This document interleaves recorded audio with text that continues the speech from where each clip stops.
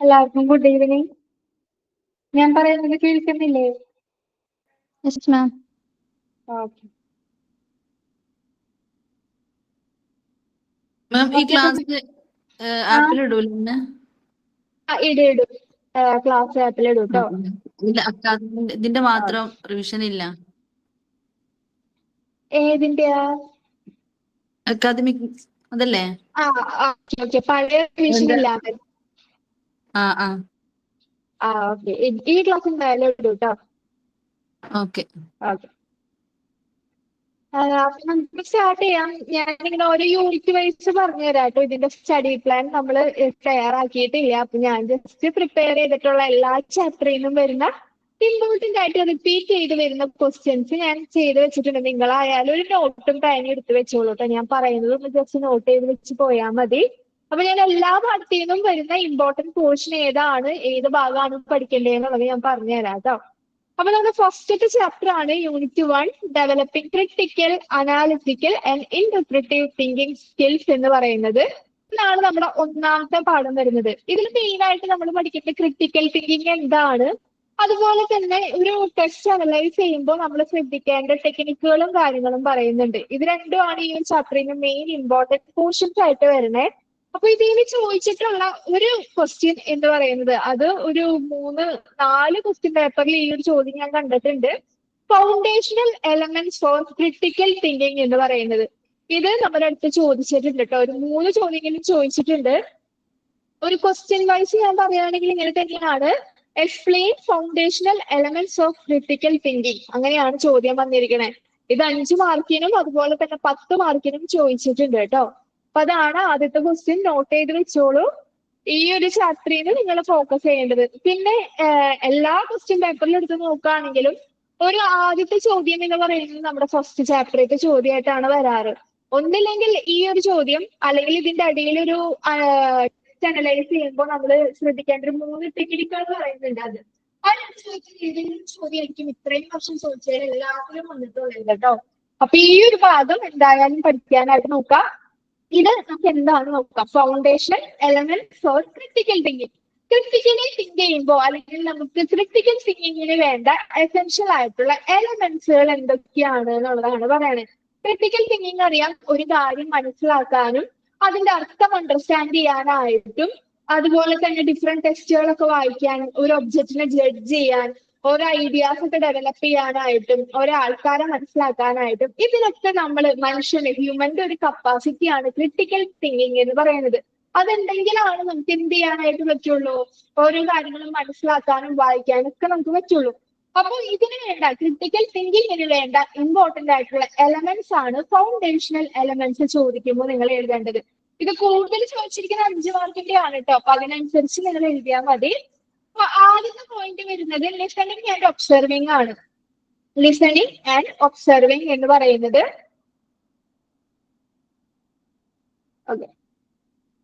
Listening and observing എന്ന് പറയുമ്പോൾ നമുക്കറിയാം നമ്മൾ എവരിഡേ ആക്ടിവിറ്റീസ് എന്ത് ചെയ്യുക, എല്ലാ ദിവസവും നടക്കുന്ന കാര്യങ്ങൾ ഒബ്സർവ് ചെയ്യുക. ലിസൺ ചെയ്യാതെ നമ്മൾ ചെയ്യേണ്ടത് ശ്രദ്ധിക്കുകയാണ്. ഒരു കാര്യം ശ്രദ്ധിച്ചാലാണ് നമുക്ക് പിന്നീടുള്ള കാര്യങ്ങളൊക്കെ ചെയ്യാനായിട്ട് പറ്റുള്ളൂ. അപ്പൊ ആദ്യം ലിസൺ ചെയ്യുക, പിന്നെ എന്ത് ചെയ്യുക, ഒബ്സർവ് ചെയ്യുക. നമ്മുടെ ചുറ്റും നടക്കുന്ന കാര്യങ്ങളൊക്കെ ഒബ്സർവ് ചെയ്യുക. ഇതൊക്കെയാണ് മെയിൻ ആയിട്ടും ക്രിട്ടിക്കൽ തിങ്കിങ്ങിന് ആദ്യമായിട്ട് വേണ്ട ഒരു എലമെന്റ് എന്ന് പറയുന്നത്.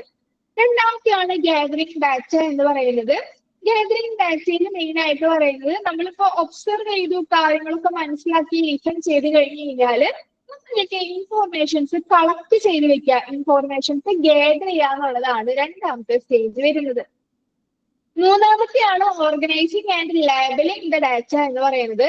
നമ്മൾ കളക്ട് ചെയ്ത ഡാറ്റ അല്ലെങ്കിൽ നമ്മൾ കളക്ട് ചെയ്ത ഇൻഫോർമേഷൻസ് എന്ത് ചെയ്യുക, ഓർഗനൈസ് ചെയ്യുക. നമുക്ക് ആവശ്യത്തിനനുസരിച്ച് ഓർഗനൈസ് ചെയ്യുക അല്ലെങ്കിൽ ലേബൽ ചെയ്യുക. എന്താണ് ഈ ഒരു ഡാറ്റ കൊണ്ട് ഉദ്ദേശിക്കുന്നത്? നിങ്ങൾക്ക് മനസ്സിലാവുന്നില്ല? എല്ലാവരും ലെഫ്റ്റ് ആയി പോണുണ്ടല്ലോ. ക്ലാസ് ക്ലിയർ ആവുന്നില്ല? മനസ്സിലാവുന്നുണ്ട്. ഓക്കെ.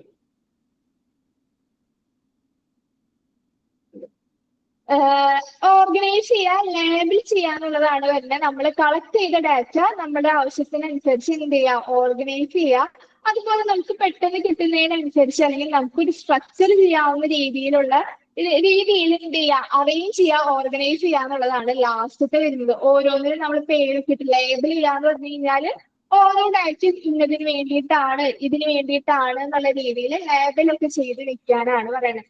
ഇത് മൂന്നുമാണ് ഇമ്പോർട്ടന്റ് എലമെന്റ്സ് എന്ന് പറയുന്നത്. അപ്പൊ ഈ ഒരു ചോദ്യം ചോദിക്കുമ്പോൾ നമ്മൾ എഴുതേണ്ടത് ഈ ഒരു 3 കാര്യമാണ്. Foundation elements for critical thinking ചോദിക്കുമ്പോൾ ആദ്യമാണ് ലിസണിങ് ആൻഡ് ഒബ്സർവിങ് എന്ന് പറയുന്നത്. രണ്ടാമത്തെയാണ് ഗാദറിംഗ് ഡാറ്റ എന്ന് പറയുന്നത്. മൂന്നാമത്തെയാണ് organising and labelling the data എന്ന് പറയുന്നത്. ഇനി അടുത്തത് ക്രിട്ടിക്കൽ തിങ്കിങ് എങ്ങനെ റൈറ്റിംഗിലേക്ക് നമുക്ക് അപ്ലൈ ചെയ്യാമെന്നുള്ളതുണ്ട്. ഇത് നമ്മുടെ അടുത്ത് അധികം ചോദിച്ചിട്ടില്ല. ഫൗണ്ടേഷണൽ എലമെന്റ്സ് മാത്രമാണ് ഈ ഒരു ഭാഗത്ത് നിന്ന് ചോദിച്ചിട്ടുള്ളത് കേട്ടോ. അപ്പൊ ഈ ഒരു ഭാഗം നിങ്ങൾക്ക് ഈസിയായിട്ട് സ്കിപ്പ് ചെയ്യാം, കാരണം ഇതിനൊന്നും അങ്ങനെ ചോദ്യങ്ങൾ വന്നിട്ടില്ല. ഇനി വന്നിട്ടുള്ള ഇമ്പോർട്ടന്റ് ഭാഗം എന്ന് പറയുന്നത് ലേണിംഗ് ടു അനലൈസ് ആണ്. ലേണിംഗ് ടു അനലൈസ്, ഒരു കാര്യം നമ്മൾ നിരീക്ഷിക്കുക, അനലൈസ് ചെയ്യുമ്പോൾ അല്ലെങ്കിൽ ഒരു കാര്യം വായിക്കുമ്പോൾ നമ്മൾ ശ്രദ്ധിക്കേണ്ട കാര്യങ്ങൾ എന്തൊക്കെയാണെന്നുള്ളതാണ് പറയണേ. ഇത് ഭയങ്കര ഇമ്പോർട്ടന്റ് ആണ്. ഇതാണ് പിന്നെയും ആദ്യത്തെ നമ്മുടെ ഫൗണ്ടേഷണൽ എലമെന്റ്സിനേക്കാളും ചോദിച്ചിട്ടുള്ളത് ഈ ഒരു ചോദ്യമാണ് കേട്ടോ. അതായത് ചോദ്യം വരുന്നത് ഇങ്ങനെയാണ്.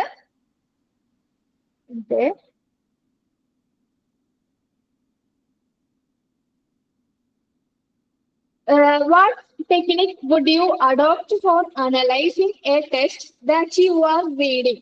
എന്ന് പറഞ്ഞിട്ടൊരു ചോദ്യം ചോദിച്ചിട്ടുണ്ട്. അതായത് നിങ്ങൾ എന്ത് ടെക്നിക്കാണ് യൂസ് ചെയ്യുക ഒരു കാര്യം വായിക്കുമ്പോൾ ആ ഒരു ടെക്സ്റ്റ് അനലൈസ് ചെയ്യാനായിട്ട് നിങ്ങൾ ഏതൊക്കെ ടെക്നിക്കുകളാണ് യൂസ് ചെയ്യാനാണ് ഒരു ചോദ്യം ചോദിച്ചിരിക്കുന്നത്. ഇവിടെ പറയുന്നുണ്ട് 3 basic technique we can use എന്ന് പറയുന്നുണ്ട് കേട്ടോ. അതാണ് അതിന്റെ ആൻസർ. ആ ഒരു അടിഭാഗമായിട്ടാണ് വരുന്നത്. ക്വസ്റ്റ്യൻ ഒന്നും കൂടി പറയുന്നത് 10 മാർക്കിന്റെ ചോദ്യമാണ്. What technique would you adopt for analyzing a text that you are reading? അപ്പൊ അനലൈസ് ചെയ്യുന്ന ടെസ്റ്റ് എന്ന് വരുന്നുണ്ട്. അത് നിങ്ങൾ പ്രത്യേകം നോക്കുക. ചിലപ്പോൾ നിങ്ങൾക്ക് കൺഫ്യൂഷൻ വരും. ക്വസ്റ്റ്യൻ നോക്കുമ്പോൾ ചിലപ്പോൾ മനസ്സിലായില്ല ഏത് പോർഷനാണെന്നൊക്കെ തോന്നും. പക്ഷെ ഈ ഒരു പോർഷൻ മെയിൻ ആയിട്ട് നമ്മുടെ ഈ ഒരു ഭാഗത്തു നിന്നാണ് what technique would you adopt for analysing a text that you are reading എന്ന് പറയുന്നത്. അതേ തന്നെ വേറെ രീതിയിൽ ചോദ്യം ഈ ഒരു ഭാഗത്ത് നിന്ന് ചോദ്യം ചോദിച്ചിട്ടുണ്ട്. Briefly describe the 3 basic techniques that can use to analyze any text that can read. കണ്ടോ, വീണ്ടും ഒരു വേറെ രീതിയിൽ ചോദിച്ചിരിക്കുകയാണ്. ബ്രീഫ്ലി ഡിസ്ക്രൈബ് ചെയ്യാം 3 ബേസിക് ടെക്നിക്കുകൾ. എന്തിനു വേണ്ടിയുള്ളത്? ഒരു ടെക്സ്റ്റ് അനലൈസ് ചെയ്യാൻ വേണ്ടിയിട്ടുള്ള 3 ബേസിക് ടെക്നിക്കുകൾ ഏതൊക്കെയാണെന്നുള്ളതാണ് പിന്നെ വീണ്ടും ചോദിച്ചിരിക്കുന്നത്. രണ്ടും സെയിം ചോദ്യം തന്നെ ഡിഫറെന്റ് രീതിയിൽ ചോദിച്ചിട്ടുള്ളതെന്നുള്ളൂ കേട്ടോ.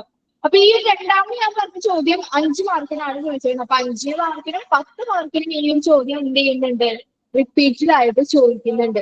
അപ്പൊ ഈ ഒരു പോർഷനും അതുപോലെ തന്നെ മെയിനായിട്ട് പഠിച്ചിട്ട് പോകേണ്ടത് ഈ ഒരു ലേണിംഗ് ടു അനലൈസ് എന്ന് പറയുന്ന ഭാഗമാണ്. ഒരിക്കലും സ്കിപ്പ് ചെയ്യാൻ പാടില്ല കേട്ടോ ഫസ്റ്റ് ചാപ്റ്ററിൽ മെയിൻ ആയിട്ടും. കാരണം എല്ലാ ക്വസ്റ്റ്യൻ പേപ്പർ എടുത്ത് നോക്കുകയാണെങ്കിലും ഈ ഒരു ചോദ്യം വന്നിട്ടുണ്ട് കേട്ടോ. അപ്പൊ ഒരു മെയിൻ ആയിട്ട് ഈ ഒരു ക്വസ്റ്റ്യൻ പഠിച്ചിട്ട് പോകാനായിട്ട് നോക്കാം. ഇതാണ് രണ്ടാമത്തെ ഇമ്പോർട്ടന്റ് പോർഷൻ വരുന്നത്. അപ്പൊ ഇതിന് മെയിൻ ആയിട്ട് നമ്മളൊരു കാര്യം വായിക്കുമ്പോൾ അല്ലെങ്കിൽ ഒരു ടെക്സ്റ്റ് അനലൈസ് ചെയ്യുമ്പോൾ നമ്മൾ എന്തൊക്കെ കാര്യങ്ങൾ ശ്രദ്ധിക്കണം എന്ന് പറയുന്നുണ്ട്. അപ്പൊ 3 ബേസിക് ടെക്നിക്കുകളാണ് നമ്മൾ യൂസ് ചെയ്യുക. ആദ്യത്തെയാണ് identifying the parts of a narrative എന്ന് പറയുന്നത്. അതായത് നമ്മളൊരു കാര്യം വായിക്കുകയാണെങ്കിൽ അതിന്റെ പാർട്സുകൾ ഏതൊക്കെയാണെന്നുള്ളത് മനസ്സിലാക്കുക. അതായത് നമ്മളൊരു കാര്യം വായിച്ചു നോക്കുമ്പോൾ നമുക്ക് മനസ്സിലാവണമെന്നുണ്ടെങ്കിൽ അതിന് എന്ത് ചെയ്യണം? ഡിവൈഡ് ചെയ്യണം. കൂടുതലും നമുക്ക് ഒറ്റയടിക്ക് ആ പാരഗ്രാഫ് ഫുള്ള് അങ്ങോട്ട് വായിച്ചു നോക്കിയിട്ട് നമുക്ക് മനസ്സിലാവുന്നവർ ഭയങ്കര കുറവായിരിക്കും. ഫുള്ളൊരു വലിയ പാരഗ്രാഫ് വായിച്ചു നോക്കിയിട്ട് അതെനിക്ക് മനസ്സിലാവുന്നുണ്ടെങ്കിൽ അത് അത്ര ആപ്ലിക്കബിൾ അല്ല. കാരണം എനിക്കൊക്കെ അങ്ങനെയാണ് കേട്ടോ. ഒരു 2-3 വരെയൊക്കെയാണ് ആദ്യം എനിക്ക് വായിച്ചു നോക്കിയിട്ട് പിന്നെ മനസ്സിലാവുള്ളൂ. ഒറ്റയടിക്ക് ഒരു പാരഗ്രാഫ് വായിച്ചിട്ട് അതിന്റെ അർത്ഥം പറയാനായിട്ട് കുറച്ച് ബുദ്ധിമുട്ടായിരിക്കും. അപ്പോൾ ഒരു ടെക്സ്റ്റ് നമ്മൾ അനലൈസ് ചെയ്യുമ്പോൾ ആദ്യം അതിന് എന്ത് ചെയ്യണം? പാർട്ടുകളായിട്ട് തിരിക്കുകയാണ് വേണ്ടത്. അതാണ് identifying the parts of a narrative എന്ന് പറയുന്നത്. ഓരോ പാർട്സും അല്ലെങ്കിൽ ഒരു പാരഗ്രാഫിൽ തന്നെ പാർട്സുകളായിട്ട് തിരിച്ചു കഴിയുമ്പോഴാണ് ഓരോന്നിന്റെയും അർത്ഥം നമുക്ക് മനസ്സിലാവുള്ളൂ. കൂടുതലും അണ്ടർസ്റ്റാൻഡ് ചെയ്യാനായിട്ട് എളുപ്പം പാർട്സ് ആയിട്ട് തിരിക്കുന്നതാണ് കേട്ടോ. അതാണ് പറയുന്നത്. ഒരു ലോങ് പാസേജ് ആണെന്നുണ്ടെങ്കിൽ, നമ്മൾ വായിക്കുന്നത് ഒരു വലിയ ലോങ് പാസേജ് ആണെന്നുണ്ടെങ്കിൽ ആദ്യം നമ്മൾ നോട്ടീസ് ചെയ്യണം ഡിഫറെന്റ് പാർട്ടുകൾ എന്തൊക്കെയാണ്. ഓരോ പാർട്ടുകളും ഓരോ രീതിയിലുള്ള അർത്ഥമായിരിക്കും നമുക്ക് തരുന്നുണ്ടാവുക. അപ്പോൾ അത് നമ്മൾ മനസ്സിലാക്കണമെന്നുണ്ടെങ്കിൽ അതിനെ പാർട്ട് വൈസ് തിരിക്കാനായിട്ട് നമ്മൾ നോക്കണം. ഏതൊരു പാസേജ് ആണെങ്കിലും അത് ബ്രേക്ക് ചെയ്താലാണ് അല്ലെങ്കിൽ അതിനെ ഡിവൈഡ് ചെയ്താലാണ് നമുക്ക് എന്താവുള്ളൂ? പെട്ടെന്ന് മനസ്സിലാവുള്ളൂ. ഇവിടെ ഒരു എക്സാമ്പിൾ പറയുന്നുണ്ട് ട്ടോ. ഒരു വലിയൊരു പാരഗ്രാഫ് കണ്ടു. ഈ ഒരു പാരഗ്രാഫ് ഒറ്റയടിക്ക് വായിച്ചിട്ട് നിങ്ങൾക്ക് ഫുൾ അർത്ഥം എന്താണ് ഒറ്റയടിക്ക് പറയാനായിട്ട് ബുദ്ധിമുട്ടായിരിക്കും. ഇത് നമ്മൾ എന്ത് ചെയ്യും? ഡിവൈഡ് ചെയ്യും. 3 എണ്ണമായിട്ട്, അല്ലെങ്കിൽ നമ്മുടെ ആ ഒരു കണ്ടന്റ് അനുസരിച്ച് ഡിവൈഡ് ചെയ്യണേ. അപ്പൊ ഇതിൽ ആദ്യത്തെ ഡിവിഷൻ ആദ്യം നമ്മൾ ഡിവൈഡ് ചെയ്യുന്നത് എസ്റ്റാബ്ലിഷിംഗ് എ കോണ്ടെക്സ്റ്റ് എന്ന് പറയുന്ന രീതിയിലാണ്. അതായത് ഇത് ആ ഒരു പാരഗ്രാഫിനെ ഡിവൈഡ് ചെയ്തിരിക്കുന്നതാണ് കേട്ടോ. ഒരു വരി 3 വരി എന്നുള്ള രീതിയിൽ ഡിവൈഡ് ചെയ്തിരിക്കുക. ആദ്യത്തെ ഭാഗം, അതായത് നമുക്ക് പാരഗ്രാഫ് തന്നിട്ടുണ്ടെങ്കിൽ അതിൽ ആദ്യത്തെ ഒരു 2-3 വരി ഒരു ഇൻട്രൊഡക്ടറി ഭാഗമായിരിക്കും. അതായത് ഇപ്പൊ ഒരു സ്റ്റോറി ആണെന്നുണ്ടെങ്കിൽ ആ സ്റ്റോറിയിലെ ക്യാരക്ടേഴ്സിനെ പരിചയപ്പെടുത്തുക, അല്ലെങ്കിൽ ഇപ്പൊ ഒരു വേറൊരു റിസർച്ച് എന്ത് ഭാഗമാണെങ്കിലും അത് എന്തിനെ പറ്റിയിട്ടുള്ളതാണ്, അത് ആ ഒരു റിസർച്ചിനുള്ളിൽ വരുന്ന കണ്ടന്റ് എന്താണ് ടോപ്പിക്, അല്ലെങ്കിൽ ആരൊക്കെയാണ് ഇതിലുള്ളത്, ഇങ്ങനത്തെ കാര്യങ്ങൾ ഒരു ഇൻട്രൊഡക്ടറി ഭാഗമായിരിക്കും ആദ്യം ഒരു പാസേജിൽ ഉണ്ടാവുക, അല്ലെങ്കിൽ ഒരു പാരഗ്രാഫിൽ ആദ്യം തന്നെ ഉണ്ടാവുക. അപ്പൊ ആ ഒരു ഭാഗത്തിനെ നമ്മൾ ഫസ്റ്റത്തെ പാർട്ടായിട്ട് തിരിക്കുക. ആ ഒരു ഇൻട്രൊഡക്ടറി ഭാഗങ്ങൾ വരുന്ന ആ ഒരു സബ്സെക്ഷൻസ്, അല്ലെങ്കിൽ ആ ഒരു ഇൻട്രൊഡക്ഷൻ ഭാഗം വരുന്നതാണ് ആദ്യത്തെ പാർട്ടായിട്ട് നമ്മൾ ഡിവൈഡ് ചെയ്ത്. അപ്പൊ നമുക്ക് അത് ആലോചിക്കുമ്പോൾ മനസ്സിലായോ? ഓക്കെ, ഇത് ഈ ഒരു പാരഗ്രാഫിൽ പറയുന്നത് ഇതിനെ കുറിച്ചാണ്, അല്ലെങ്കിൽ ഈ പാരഗ്രാഫിൽ നമ്മൾ പഠിക്കാൻ പോകുന്നത് ഇന്നതിനെ പറ്റിയിട്ടാണ്, അല്ലെങ്കിൽ ഈ സ്റ്റോറിയിൽ അടങ്ങിയിട്ടുള്ളത് ഇന്ന ആൾക്കാരാണ് എന്നുള്ളത് അർത്ഥം മനസ്സിലാവുന്നത് ഈ ആദ്യത്തെ പാർട്ടിലാണ്. രണ്ടാമത്തെ സെക്ഷൻ ആണ് ഇൻട്രൊഡ്യൂസിങ് എ കോൺട്രാസ്റ്റ് എന്ന് പറയുന്നത്. ഇത് ഏകദേശം കുറച്ച് അടിയിലേക്ക് വരുമ്പോൾ ഒരു മിഡിൽ പാർട്ട്, അല്ലെങ്കിൽ അത് കഴിഞ്ഞിട്ടുള്ള ഒരു പാർട്ടായിട്ടാണ് മെയിൻ ആയിട്ട് വരുന്നത്. ഇതിൽ കുറച്ചും കൂടെ മെയിൻ കണ്ടന്റ് എന്താണെന്നുള്ളതായിരിക്കും. അതായത് എന്താണ് ഈ ഒരു പാസേജിന്റെ ഉദ്ദേശം, അല്ലെങ്കിൽ റീസൺ, ലക്ഷ്യമൊക്കെ എന്താണെന്ന് പറയില്ലേ, അതാണ് മെയിൻ ആയിട്ടും ഈ ഒരു ഭാഗത്ത് വരുന്നത്. ഈ ഒരു പാർട്ടിൽ മെയിൻ ആയിട്ട് വരുന്ന ഐഡിയ അതായിരിക്കും. എന്താണോ ഇതിന്റെ മെയിൻ ഉദ്ദേശം, മെയിൻ റീസൺ, അല്ലെങ്കിൽ മെയിൻ ആയിട്ടും ഈ ഒരു പാസേജ് ഉദ്ദേശിക്കുന്നത് എന്താണ്, അതിന്റെ കണ്ടന്റ് അടങ്ങിയിട്ടുള്ളതാണ് രണ്ടാമത്തെ പാർട്ട് എന്ന് പറയുന്നത്. മൂന്നാമത്തെയാണ് എസ്റ്റാബ്ലിഷിംഗ് എ ഡെഫിനിഷൻ എന്ന് പറയുന്നത്. ഇതിൽ മെയിൻ ആയിട്ട് പറയുന്നത് എന്താണെന്ന് വെച്ച് കഴിഞ്ഞാൽ ക്ലോസ് ദ പാസേജ് ആണ്. അതായത് ലാസ്റ്റ് നമ്മൾ ക്ലോസ് ചെയ്യുന്ന ആ ഒരു പാസേജ് ക്ലോസ് ചെയ്യുന്ന പാർട്ടാണ് ഈ ഒരു മൂന്നാമത്തെ സെക്ഷൻ ആയിട്ട് വരുന്നത്. നമുക്കറിയാം, ഒരു പാസേജ് തന്ന, അല്ലെങ്കിൽ ഒരു ലോങ് പാസേജ് ആണെന്നുണ്ടെങ്കിൽ ഒരു ഇൻട്രൊഡക്ഷൻ, ഒരു മിഡിൽ പാർട്ട്, അതുപോലെ തന്നെ ലാസ്റ്റ് ഒരു കൺക്ലൂഷൻ, അങ്ങനെയായിരിക്കും ഒരുവിധം എല്ലാത്തിനും ഉണ്ടാവുക. അതിൽ ലാസ്റ്റ് ആ ഒരു കൺക്ലൂഷൻ പാർട്ടാണ് നമ്മുടെ ത്രീ അല്ലെങ്കിൽ ആ ഒരു മൂന്നാമത്തെ സെക്ഷൻ ആയിട്ട് വരുന്നത്. എന്താണ് ഇതിന് മൊത്തത്തിൽ ഉദ്ദേശിക്കുന്നത്, ഇതിന്റെ മെയിൻ പോയിന്റ്സും കാര്യങ്ങളായിരിക്കും ലാസ്റ്റത്തെ ഒരു പാസേജിൽ മെയിൻ ആയിട്ട് വരിക. അപ്പൊ ഒരു ടെസ്റ്റ് നമ്മൾ അനലൈസ് ചെയ്യുമ്പോൾ നമ്മൾ എന്ത് ചെയ്യണം? ആദ്യം തന്നെ ഇതിനെ 3 പാർട്ടാക്കിയിട്ട് തിരിക്കാനായിട്ട് നോക്കുക. ആ 3 പാർട്ടുകൾ ഏതൊക്കെയാണെന്നുള്ളത് ആ പേരുകൾ നിങ്ങൾ എന്തായാലും പഠിക്കാത്ത, ഉള്ളിലുള്ള കണ്ടന്റ് നിങ്ങൾക്ക് വേണമെങ്കിൽ ഉണ്ടാക്കി എഴുതാം. ബാക്കി നിങ്ങൾ എന്ത് ചെയ്യുക, പേരുകളൊക്കെ എന്തായാലും പഠിക്കാനായിട്ട് നോക്കുക. അപ്പോ ഫസ്റ്റ് എന്ത് ചെയ്താ, ഒരു ടെസ്റ്റ് അനലൈസ് ചെയ്യുമ്പോൾ നമ്മൾ 3 ടെക്നിക്കുകളാണ് മെയിൻ ആയിട്ട് യൂസ് ചെയ്യുന്നതെന്ന് പറയാം. അതിൽ ആദ്യത്തെയാണ് identifying the parts of a narrative എന്ന് പറയുന്നത്. അതായത് ഒരു നരേറ്റീവ് അല്ലെങ്കിൽ ഒരു പാസേജ് നമുക്ക് തന്നിട്ടുണ്ടെങ്കിൽ അതിന്റെ പാർട്സുകൾ ഏതൊക്കെയാണെന്നുള്ളത് മനസ്സിലാക്കുക എന്നുള്ളതാണ് ആദ്യം നമ്മൾ ചെയ്യേണ്ടത്. അതിനുള്ളിൽ 3 സെക്ഷൻസ് അല്ലെങ്കിൽ 3 പാർട്ടുകളാണ് വരുന്നത്. എസ്റ്റാബ്ലിഷിംഗ് എ കോണ്ടെക്സ്റ്റ്, അതുപോലെ തന്നെ ഇൻട്രൊഡ്യൂസിങ് എ കോൺട്രാസ്റ്റ്, അതുപോലെ തന്നെ എക്സ്പ്ലെയിനിങ് ദ ഡെഫിനിഷൻ എന്ന് പറയുന്ന, അല്ലെങ്കിൽ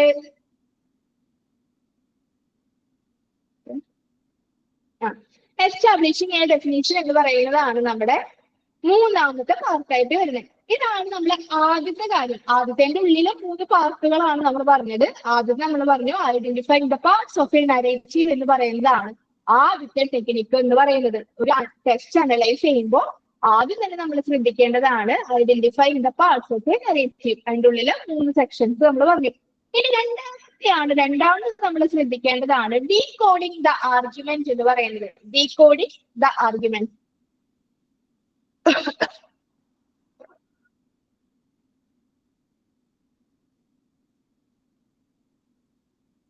ഓക്കെ, ഡീകോഡിംഗ് ദ ആർഗ്യുമെന്റ് എന്ന് പറഞ്ഞു കഴിഞ്ഞാൽ ഒന്നും മനസ്സിലാവുന്നില്ല. ക്ലിയർ ആവുന്നില്ല? ഇല്ല, ക്ലിയർ ആവുന്നില്ല. Oh my god. ബാക്കി ആർക്കും മനസ്സിലാവുന്നുണ്ടോ? ആർക്കും ക്ലിയർ ആവുന്നില്ല? മനസ്സിലാവുന്നുണ്ട്. ക്ലിയർ ഉണ്ടല്ലോ. ഓക്കെ. ക്ലിയർ ആവുന്നുണ്ടെന്ന് കേട്ടോ എല്ലാവരും പറയണേ. ഞാൻ തനിക്ക് സംശയമുള്ളത് എൻ്റെ അടുത്ത് ചോദിച്ചാൽ മതി, ഞാൻ വേറെ വോയിസ് ആക്കി അയച്ചു തരാം കേട്ടോ.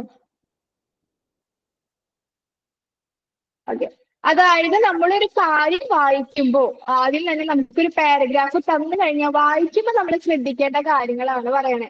ഒരു പാസേജ് തന്നിട്ടുണ്ടെങ്കിൽ നമ്മൾ ഫസ്റ്റ് തന്നെ എടുത്ത് വായിച്ചു നോക്കുകയല്ല ചെയ്യേണ്ടത്, അതിന് കുറച്ച് കാര്യങ്ങൾ നമ്മൾ ശ്രദ്ധിക്കണം. അതെന്തൊക്കെയാണെന്നുള്ളതാണ് പറയുന്നത്. അതാണ് അനലൈസിംഗ് ദ ടെക്സ്റ്റ്. അതിന് 3 ടെക്നിക്കുകൾ ഉണ്ട്. ആദ്യത്തെ ടെക്നിക്ക് നമ്മൾ പറഞ്ഞു, ഒരു പാരഗ്രാഫ് തന്നു കഴിഞ്ഞാൽ അതിനെ ആദ്യം തന്നെ 3 പാർട്ട് ആക്കി തിരിക്കണം. അതായത് ആദ്യം അതിന്റെ ഒരു ഇൻട്രൊഡക്ടറി ഭാഗമായിരിക്കും, പിന്നെ ഒരു മെയിൻ കണ്ടന്റ് തരുന്ന ഒരു പാർട്ട് ഉണ്ടാവും, പിന്നെ അതിന്റെ കൺക്ലൂഷൻ തരുന്ന ഒരു പാർട്ട് ഉണ്ടാവും. ഞാൻ പറഞ്ഞു നമുക്കൊരു പാരഗ്രാഫ് തന്നു കഴിഞ്ഞ് കഴിഞ്ഞാൽ പെട്ടെന്ന് തന്നെ അത് ഫുള്ള് വായിച്ചു നോക്കി മനസ്സിലാക്കാനായിട്ട് ബുദ്ധിമുട്ടായിരിക്കും. നമ്മൾ എന്ത് ചെയ്യും, ആദ്യത്തെ വഴി വായിക്കും, പിന്നെ പിന്നത്തെ ഭാഗം വായിക്കും, പിന്നെയാണ് ലാസ്റ്റത്തെ ഭാഗം വായിക്കുക. സെയിം അങ്ങനെ ചിന്തിച്ച് നോക്കിയാൽ മതി കേട്ടോ. അതുപോലെ തന്നെ നമ്മൾ ടെക്സ്റ്റ് അനലൈസ് ചെയ്യുമ്പോൾ ആദ്യം തന്നെ എന്ത് ചെയ്യുക, അതിന്റെ പാർട്ടുകൾ തിരിച്ചറിയാം. 3 പാർട്ടുകളാണുള്ളത്. ആ 3 പാർട്ടുകൾ ഏതൊക്കെയാണെന്ന് തിരിച്ചറിഞ്ഞിട്ട് അത് എഴുതാനായിട്ട് നോക്കുക. ഇപ്പൊ ഓക്കെയാണോ, ക്ലിയർ ആണോ? ഇനി രണ്ടാമത് നമ്മൾ നോക്കുകയാണ്. ഒരു കാര്യം വായിച്ചപ്പോൾ നമ്മൾ ആദ്യം പറഞ്ഞു എന്ത് ചെയ്തു, പാർട്ടുകളായിട്ട് തിരിച്ചു. ഒരു കാര്യം മനസ്സിലാക്കാൻ വേണ്ടി നമ്മൾ ആ പാരഗ്രാഫിനെ 3 പാർട്ടാക്കി തിരിച്ചു. അടുത്തത് വരെയാണ് ഡീകോഡിംഗ് ദ ആർഗ്യുമെന്റ് എന്ന് പറയുന്നത്. അതിനുള്ളിൽ ചിലപ്പോൾ നമുക്ക് തന്ന പാസേജിനുള്ളിൽ ഒരു ആർഗ്യുമെന്റ് ഉണ്ടാവും, അല്ലെങ്കിൽ ഒരു ക്ലെയിം ഉണ്ടാവും. ഇത് ഇന്ന ഐഡിയ ആണ് തരുന്നത്, അല്ലെങ്കിൽ ഈ ഒരു സ്റ്റേറ്റ്മെന്റ് ആണ് ഇത് തരുന്നത്. ആർഗ്യുമെന്റ് എന്ന് ഉദ്ദേശിക്കുമ്പോൾ അറിയാലോ, ഒരു മെയിൻ ഒരു കണ്ടന്റ് അല്ലെങ്കിൽ മെയിൻ ഒരു ഐഡിയ നമുക്ക് തരുന്നുണ്ടാവും. ഇപ്പോ വെള്ളം അമൂല്യമാണ്, അല്ലെങ്കിൽ വെള്ളം പാഴാക്കരുത് എന്നുള്ള അങ്ങനെ എന്തെങ്കിലും ഒരു പാസേജ് ആണെന്ന് വിചാരിക്കുക. അതാണ് അതിന്റെ മെയിൻ കണ്ടന്റ്, അല്ലെങ്കിൽ അത് ക്ലെയിം ചെയ്യണത് ഇതായിരിക്കും. വെള്ളം എന്ന് പറയുന്ന അമൂല്യമാണ്, ആരും പാഴാക്കരുത്. ക്ലെയിം ചെയ്യാണ് ചെയ്യണേ, ആരും അതിനെ മാറ്റാനും ഇത് ചെയ്യാനൊന്നും പോവല്ല. അത് ആ ഒരു ക്ലെയിം അല്ലെങ്കിൽ അതൊരു ആർഗ്യുമെന്റ് തരാണ്. അത് ഏതാണെന്നുള്ളത് മനസ്സിലാക്കുകയാണ് നമ്മൾ രണ്ടാമത് ചെയ്യുന്നത്. രണ്ടാമത് ഡീകോഡിംഗ് ദ ആർഗ്യുമെന്റ്. ആർഗ്യുമെന്റ്, ആ പാസേജിലുള്ള ആർഗ്യുമെന്റ് ഏതാണെന്നുള്ളത് ഡീകോഡ് ചെയ്തെടുക്കുക, എന്താണെന്നുള്ളത് മനസ്സിലാക്കുക. ഇപ്പൊ നമുക്കൊരു പാസേജ് തന്നിട്ടുണ്ട്, അതിലുള്ള അർത്ഥം അല്ലെങ്കിൽ അതിന്റെ മെയിൻ സന്ദേശം എന്താണ്, അത് മെയിൻ ആയിട്ട് ഉദ്ദേശിക്കുന്നത് എന്താണ് എന്നുള്ളത് മനസ്സിലാക്കുകയാണ് രണ്ടാമത് നമ്മൾ ചെയ്യണേ. അപ്പൊ ഇതിലിപ്പോ പറയുന്നുണ്ട് ആദ്യം തന്നെ ഒരു ക്ലെയിം ഉണ്ടാവും, എന്താണ് എന്ത് മെസ്സേജ് ആണ് അതിലൂടെ കൺവേ ചെയ്യണേ എന്നുള്ളത്. കണ്ടോ, A statement, assertion or a proposal where some idea or perspective is being conveyed. ചിലപ്പോൾ ഒരു സ്റ്റേറ്റ്മെന്റ് ആയിരിക്കാം, അല്ലെങ്കിൽ ഒരു അസേർഷൻ ആയിരിക്കാം, അല്ലെങ്കിൽ ഒരു പ്രൊപ്പോസൽ ആയിരിക്കാം. ചിലപ്പോൾ നമുക്ക് തരുന്ന പാസേജിനനുസരിച്ചിരിക്കും. കുറെ പാസേജുകൾ ഉണ്ടാവും, കുറെ ടൈപ്പ് ഓഫ് പാസേജുകൾ ഉണ്ടാവും.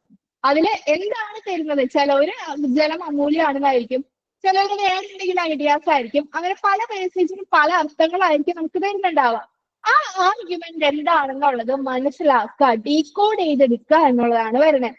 അത് കൂടാണ്ട് അതിന്റെ റീസൺ കൂടി നമ്മൾ കണ്ടെത്തണം. എന്തുകൊണ്ടാണ് ജലം അമൂല്യമാണെന്ന് ഇവര് പറയുന്നത്, എന്തുകൊണ്ടാണ് അവരിത് ചെയ്യുന്നത്, അതെല്ലാ കാര്യങ്ങളും അടങ്ങിയിട്ടുള്ളതായിരിക്കണം ആ ഒരു പാസേജ് എന്ന് പറയുന്നത്. അപ്പൊ ആ പാസേജ് നമ്മൾ ആദ്യം തന്നെ എടുത്തു വായിക്കാനായിട്ട് നമുക്ക് തന്നിരിക്കുകയാണ്.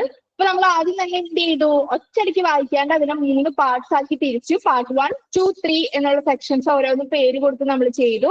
അതായത് ആ നരേറ്റീവിന്റെ ഇമ്പോർട്ടന്റ് പാർട്ടുകൾ ഡിവൈഡ് ചെയ്തു.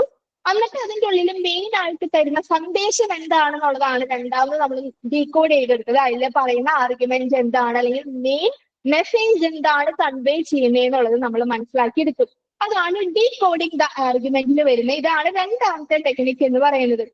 ഇനി മൂന്നാമത്തെ ടെക്നിക്കാണ് എക്സാമിനിങ് ഐഡിയാസ് ആൻഡ് ആർഗ്യുമെന്റ്സ് എന്ന് പറയുന്നത്. ഇത് ഇവിടെ ഡീന്ന് കൊടുത്തിരിക്കുന്നത് ജസ്റ്റ് തെറ്റിപ്പോയതാണ് കേട്ടോ, ശരിക്കും സി ആണ് വരേണ്ടത്. എക്സാമിനിങ് ഐഡിയാസ് ആൻഡ് ആർഗ്യുമെന്റ്സ് എന്ന് പറയുന്നത്, അതായത് നമ്മളിപ്പോ ആർഗ്യുമെന്റ് എന്താണ് എന്നുള്ളത് ഡീകോഡ് ചെയ്തെടുത്തു, എന്താണ് അതിൽ പറയുന്ന മെസ്സേജ് എന്നുള്ളത് നമ്മൾ മനസ്സിലാക്കി. അത് കഴിഞ്ഞിട്ട് നമ്മൾ എന്ത് ചെയ്യണം, അനലൈസ് ചെയ്യണം, അതിനെ മനസ്സിലാക്കണം. എന്ത് ഐഡിയ ആണ് ഈ ഒരു പാസേജിലൂടെ നമുക്ക് തരുന്നത്, എന്താണ് ഈ ആർഗ്യുമെന്റ് കൊണ്ട് ഉദ്ദേശിക്കുന്നത്, എന്താണ് ഇതിലൂടെ നമ്മൾ ചെയ്യേണ്ടത് എന്നുള്ള കാര്യങ്ങൾ എന്ത് ചെയ്യുക, മനസ്സിലാക്കി എടുക്കാനായിട്ട് നോക്കുക. അല്ലെങ്കിൽ എക്സാമിൻ ചെയ്യുക, അനലൈസ് ചെയ്യുക. നമ്മൾ കറക്റ്റ് ആയിട്ട് വായിച്ച് അതിന്റെ അർത്ഥങ്ങളൊക്കെ മനസ്സിലാക്കി, അങ്ങനെയാണ് ഒരു ടെസ്റ്റ് അനലൈസ് ചെയ്യേണ്ട 3 ടെക്നിക്കുകൾ എന്നാണ് പറയണത്. ആദ്യത്തെ ടെക്നിക്ക് പറഞ്ഞു ഞാൻ, എന്ത് ചെയ്യാണ്, identifying the parts of a narrative ആണ് ആദ്യത്തെ ടെക്നിക്ക്. പാർട്സ് ആക്കി ഒരു പാസേജ് തന്നിട്ടുണ്ടെങ്കിൽ അതിന് 3 പാർട്സ് ആക്കി തിരിക്കുക. രണ്ടാമത് അതിൻ്റെ ഉള്ളിലുള്ള ആർഗ്യുമെന്റ് എന്താണെന്നുള്ളത് ഡീകോഡ് ചെയ്തെടുക്കുക. മൂന്നാമത് ആ കണ്ടെത്തിയ ആർഗ്യുമെന്റ് അനലൈസ് ചെയ്യുക അല്ലെങ്കിൽ എക്സാമിൻ ചെയ്യുക. എന്താണ് ഇതിലൂടെ ഉദ്ദേശിക്കുന്നത്, അതിന്റെ റീസണും കാര്യങ്ങളൊക്കെ ഒന്ന് അനലൈസ് ചെയ്തെടുക്കുക. ഇത് മൂന്നുമാണ് ഇമ്പോർട്ടന്റ് ആയിട്ടുള്ള 3 ബേസിക് ടെക്നിക്കുകളായിട്ട് വരുന്നത്. ഇത് ഓക്കെ ആണോ, ക്ലിയർ ആണോ ഈ ഒരു ക്വസ്റ്റ്യൻ? Okay ma'am. ഓക്കെ. അപ്പോ ഈ ഒരു പോർഷൻ ഫസ്റ്റ് ചാപ്റ്ററിൽ ഞാൻ പറഞ്ഞ പോലെ തന്നെ 2 ഭാഗങ്ങളാണ് നിങ്ങൾ പഠിക്കേണ്ടത്. ഒന്ന് ക്രിട്ടിക്കൽ തിങ്കിങ്ങിന്റെ എലമെന്റ്സ് എന്താണെന്നുള്ളത് പഠിക്കുക, എന്തായാലും സ്കിപ്പ് ചെയ്യാണ്ടിരിക്കുക. അതുപോലെ തന്നെ ഈ 3 ബേസിക് ടെക്നിക്സും പഠിച്ചിട്ട് പോവുക കേട്ടോ. ഇതാണ് ഈ ഒരു ചാപ്റ്ററിന് മെയിൻ ആയിട്ട് ഫോക്കസ് ചെയ്യേണ്ടത്. ആ ഒരു 2 ക്വസ്റ്റ്യൻ തന്നെ പഠിച്ചു കഴിഞ്ഞാൽ ഏകദേശം എന്ത് ചെയ്യാം, ഈ ഒരു ചാപ്റ്റർ കവർ ചെയ്യും കേട്ടോ. ഏകദേശം നിങ്ങളുടെ കവർ ആവും. അപ്പൊ എന്തായാലും ആ 2 ക്വസ്റ്റ്യൻ സ്കിപ്പ് ചെയ്യാണ്ട് പോവാം. ഇനി അടുത്തത് നമ്മുടെ 2ാമത്തെ യൂണിറ്റ് ആണ് the process approach to writing എന്ന് പറയുന്നത്. The process approach to writing, അതായത് ആ എഴുതുന്നതിന്റെ കാര്യങ്ങളും രീതിയും കാര്യങ്ങളും എന്തൊക്കെയാണ് എഴുതുമ്പോൾ ശ്രദ്ധിക്കേണ്ടത് എന്നുള്ള കാര്യങ്ങളൊക്കെയാണ് പ്രോസസ് അപ്രോച്ച് ടു റൈറ്റിംഗ് എന്ന് പറയുന്നത് കേട്ടോ. അതാണ് ഈ ഇതിന് വരുന്നത്. ഇതിന് മെയിൻ ആയിട്ട് ഫസ്റ്റത്തെ ചാപ്റ്ററിന്റെ അത്രയും റിപ്പീറ്റേഷൻ വരുന്ന ക്വസ്റ്റ്യൻസ് ഇല്ലെങ്കിലും ഇതിൽ നിന്ന് ചോദിച്ചിട്ടുള്ള ഭാഗം മെയിൻ ആയിട്ട് റിപ്പീറ്റ് ചെയ്തത് എന്താണെന്ന് പറഞ്ഞുതരാം. What do you understand by same process of approach writing? Write various stages of process of approach to writing എന്ന് പറയുന്നുണ്ട്. അതാണ് ഈ ഒരു ചാപ്റ്ററിന് മെയിൻ ആയിട്ട് വന്നിരിക്കണേ. അതായത് നമ്മൾ ഒരു കാര്യം എഴുതുമ്പോൾ എന്തൊക്കെ സ്റ്റേജസിലൂടെയാണ് കടന്നു പോകുന്നത് എന്നുള്ളതുണ്ട്. ഒരു കാര്യം എഴുതാനായിട്ട് സ്റ്റാർട്ട് ചെയ്യുമ്പോൾ അത് ഈ ഒരു ലാസ്റ്റത്തെ പോർഷനിലാണ് വരുന്നതെന്ന് തോന്നുന്നത്. ഒരു മിനിറ്റ്.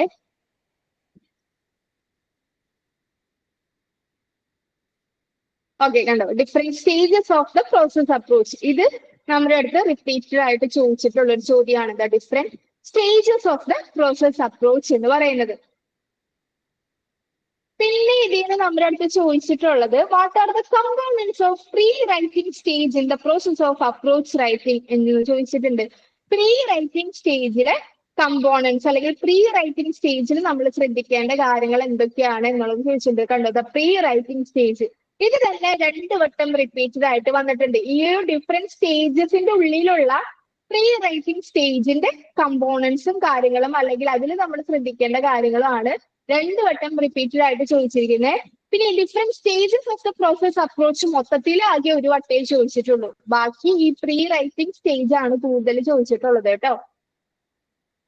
അപ്പൊ ഈ ഒരു ചാപ്റ്ററിൽ നിങ്ങൾ മെയിൻ ആയിട്ട് ഫോക്കസ് ചെയ്ത് പഠിക്കേണ്ടത് എന്താണ്, ഈ ഒരു പാർട്ടാണ്. പ്രീ റൈറ്റിംഗ് സ്റ്റേജ് എന്തായാലും പഠിച്ചിട്ട് പോവാ. അത് കുറെ തവണ ചോദിച്ചിട്ടുണ്ട്. അപ്പൊ അതെന്തായാലും നോക്കിയിട്ട് പോവാ കേട്ടോ.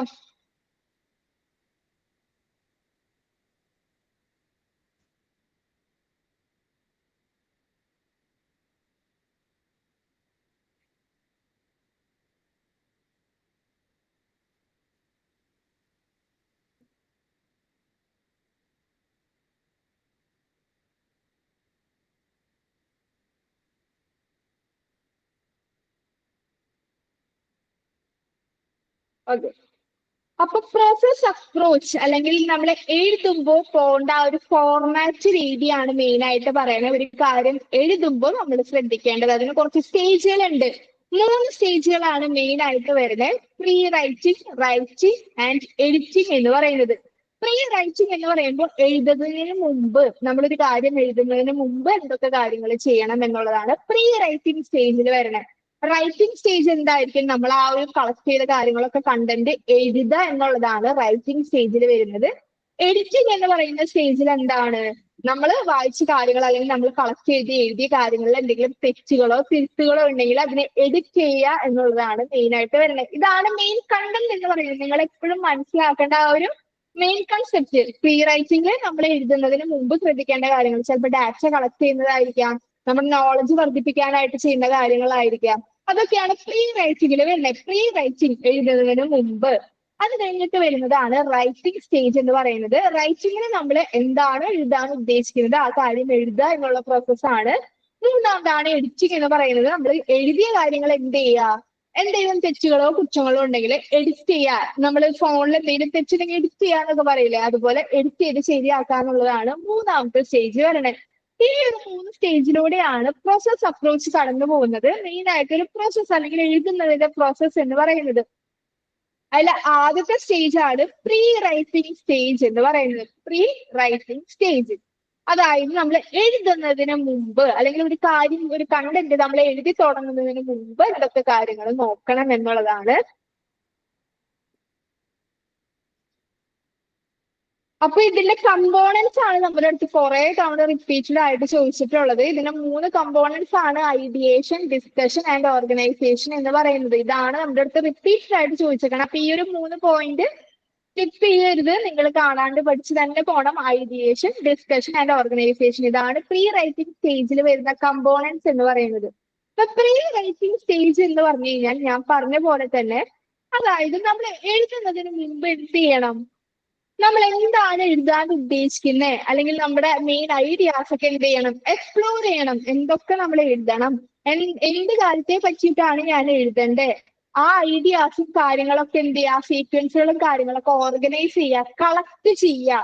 ഇപ്പൊ ഞാനൊരു കാര്യം എഴുതാൻ പോവാണ്, വെറുതെ ഒന്നിനെ പറ്റിയിട്ട് എഴുതാനായിട്ടില്ല. അതായത് എന്താ പറയാ, ആദ്യം തന്നെ എഴുതുമ്പോൾ നമ്മൾ എന്തിനെ പറ്റിയാണ് എഴുതണ്ടേ എന്നുള്ളൊരു സംഭവം വേണ്ടേ. അതാണ് പ്രീ റൈറ്റിംഗിൽ ഉദ്ദേശിക്കുന്നത്. മെയിൻ ആയിട്ട് എന്ത് കാര്യമാണ് നമ്മൾ എഴുതാൻ പോകുന്നത് എന്നുള്ളത് എക്സ്പ്ലോർ ചെയ്യുക.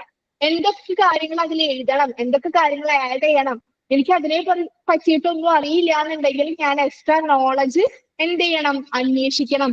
ഇങ്ങനത്തെ കാര്യങ്ങളൊക്കെയാണ് പ്രീ റൈറ്റിംഗ് സ്റ്റേജിൽ വരാൻ. ഡാറ്റാസ് ഒക്കെ കളക്ട് ചെയ്യുക, ഗേദർ ചെയ്യുക, അതിനെ പറ്റിയിട്ട് റിസർച്ച് ചെയ്യുക, അന്വേഷിക്കുക, പുതിയ പുതിയ ഐഡിയാസ് മറ്റുള്ളവരായിട്ട് ഡിസ്കസ് ചെയ്യുക. ഇങ്ങനത്തെ ഒരു സ്റ്റേജ് ആണ് പ്രീ റൈറ്റിംഗ് സ്റ്റേജ് എന്ന് പറയുന്നത്. നമ്മൾ എഴുതുന്നതിന് മുമ്പ് ഇത് നമുക്ക് എന്ത് ചെയ്യാം, ഗസ്റ്റ് ചെയ്ത് എഴുതാൻ പറ്റുന്ന ഒരു സംഭവം, സിമ്പിൾ ആണ്. നമ്മൾ എഴുതുന്നതിന് മുമ്പ് എന്തൊക്കെ ചെയ്യുന്നുള്ളത് ഓർത്താൽ മതി. നമ്മൾ എന്ത് ചെയ്യും, നമ്മൾ എഴുതുന്നതിന് മുമ്പ് നമുക്ക് ഫ്രണ്ട്സ് ഉണ്ടെന്നുണ്ടെങ്കിൽ നമ്മളൊന്ന് ജസ്റ്റ് ഡിസ്കസ് ചെയ്യും. എടാ ഇങ്ങനെ എഴുതിയാൽ മതിയോ, അല്ലെങ്കിൽ ഈ കാര്യം ശരിയാണോ, ഞാൻ പറയുന്നത് പൊട്ടത്തരൊന്നും അല്ലല്ലോ എന്നുള്ള രീതിയിൽ ഒന്ന് ഡിസ്കസ് ചെയ്യും. അതുപോലെ എന്റെ ഐഡിയ ഒന്ന് ഞാൻ എഴുതാൻ പോകുന്ന കാര്യത്തെ പറ്റി ഒന്ന് ഗൂഗിൾ ചെയ്ത് നോക്കും, റിസർച്ച് ചെയ്ത് നോക്കും. അല്ലെങ്കിൽ ആ ഒരു കാര്യത്തെ പറ്റിയിട്ട് ഞാൻ മറ്റുള്ളവരായിട്ട് സംസാരിച്ച് നോക്കും. ഇങ്ങനത്തെ കാര്യങ്ങളൊക്കെ നമ്മൾ ചെയ്യും. ഇതാണ് പ്രീ റൈറ്റിംഗ് സ്റ്റേജിൽ മെയിൻ ആയിട്ട് വരുന്നത്. ഇപ്പൊ പ്രീ റൈറ്റിംഗ് സ്റ്റേജ് എന്ന് ഉദ്ദേശിക്കുന്നതാണ് ഒരു പ്രിപ്പറേഷൻ.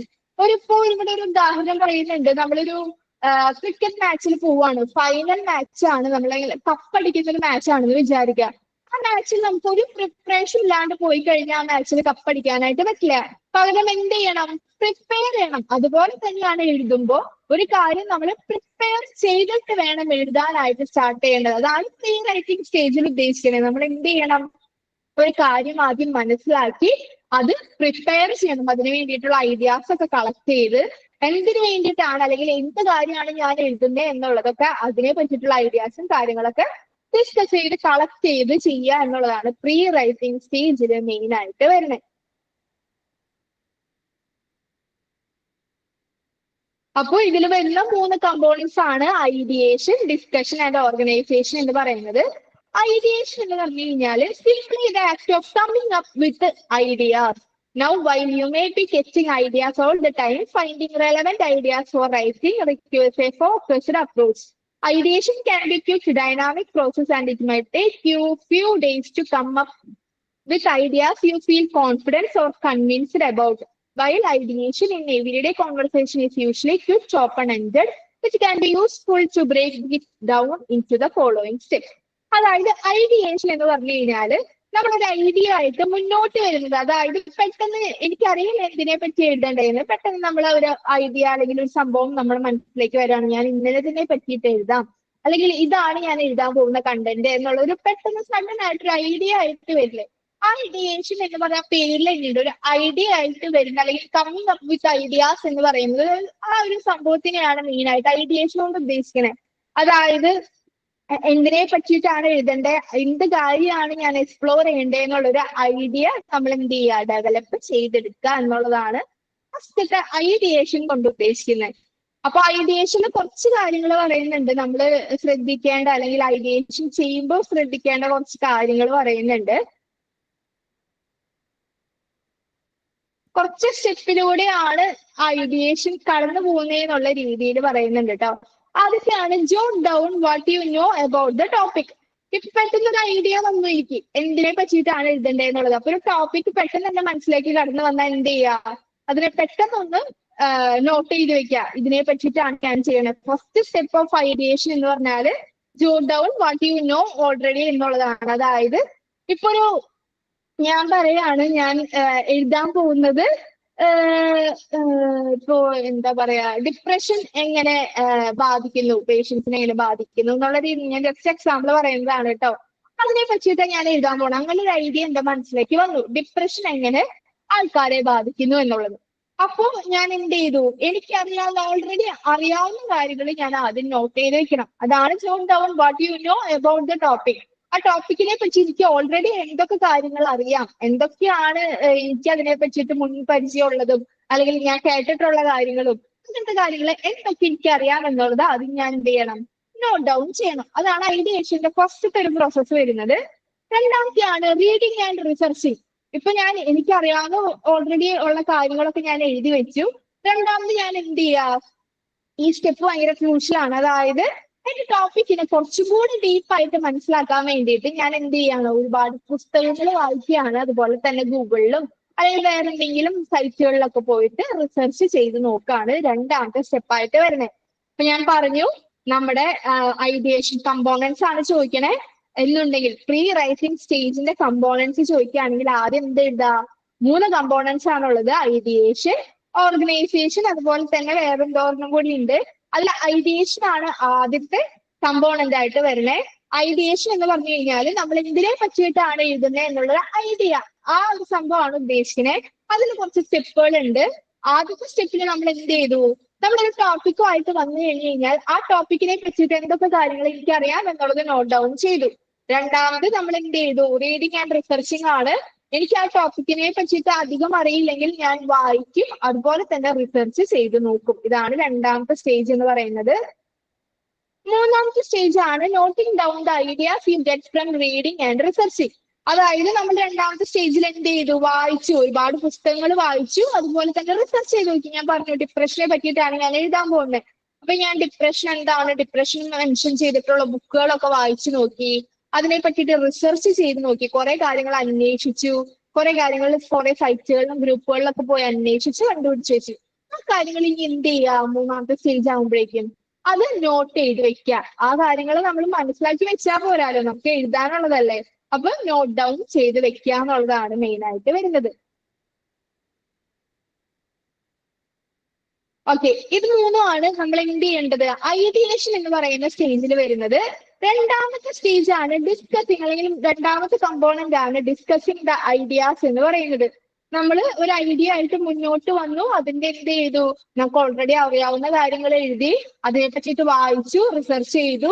ഈ വായിച്ചതും റിസർച്ച് ചെയ്തതായിട്ടുള്ള കാര്യങ്ങൾ നോട്ട് ചെയ്ത് വെച്ചു. ഇതാണ് നമ്മൾ ആദ്യത്തെ സ്റ്റേജിൽ ചെയ്തത്. രണ്ടാമത്തെ സ്റ്റേജ് അല്ലെങ്കിൽ രണ്ടാമത്തെ കമ്പോണന്റ്, പ്രീ റൈറ്റിംഗ് സ്റ്റേജിന്റെ രണ്ടാമത്തെ കമ്പോണന്റ് ആണ് ഡിസ്കസിങ് ദ ഐഡിയാസ് എന്ന് പറയുന്നത്. നമ്മൾ ഓൾറെഡി നോട്ട് ചെയ്ത് വെച്ച അല്ലെങ്കിൽ നമ്മൾ ഓൾറെഡി കണ്ടെത്തിയ കാര്യങ്ങൾ മറ്റൊരു വ്യക്തിയായിട്ട് ഡിസ്കസ് ചെയ്ത് നോക്കണം. നമ്മൾ എഴുതിയ കാര്യങ്ങൾ ശരിയാണെന്ന് അറിയണ്ടേ, അല്ലെങ്കിൽ നമ്മൾ എന്ത് തെറ്റാണ് എഴുതി വെച്ചെന്നുള്ളത് എന്തോ ഉറപ്പുണ്ടേ.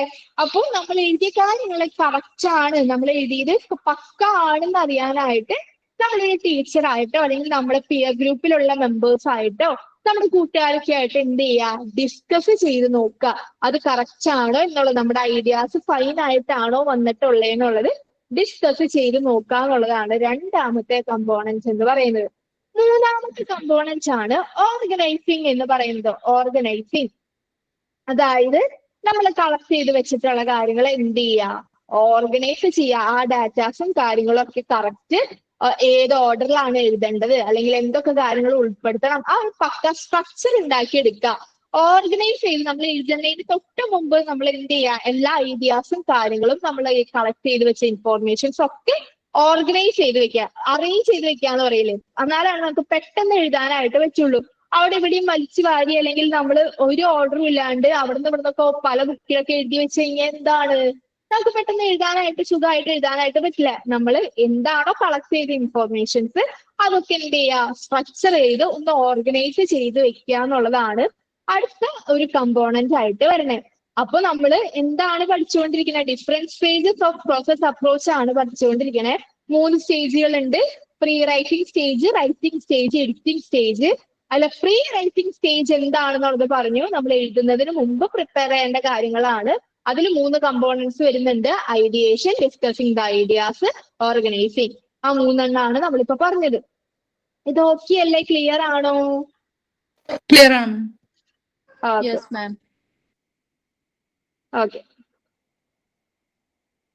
ഇനി ലാസ്റ്റ് നമ്മൾ പറഞ്ഞു ഓർഗനൈസ് ചെയ്യുന്നതാണ്. ഓർഗനൈസിംഗിന്റെ ഉള്ളിലും രണ്ട് കാര്യങ്ങൾ വരുന്നുണ്ട്.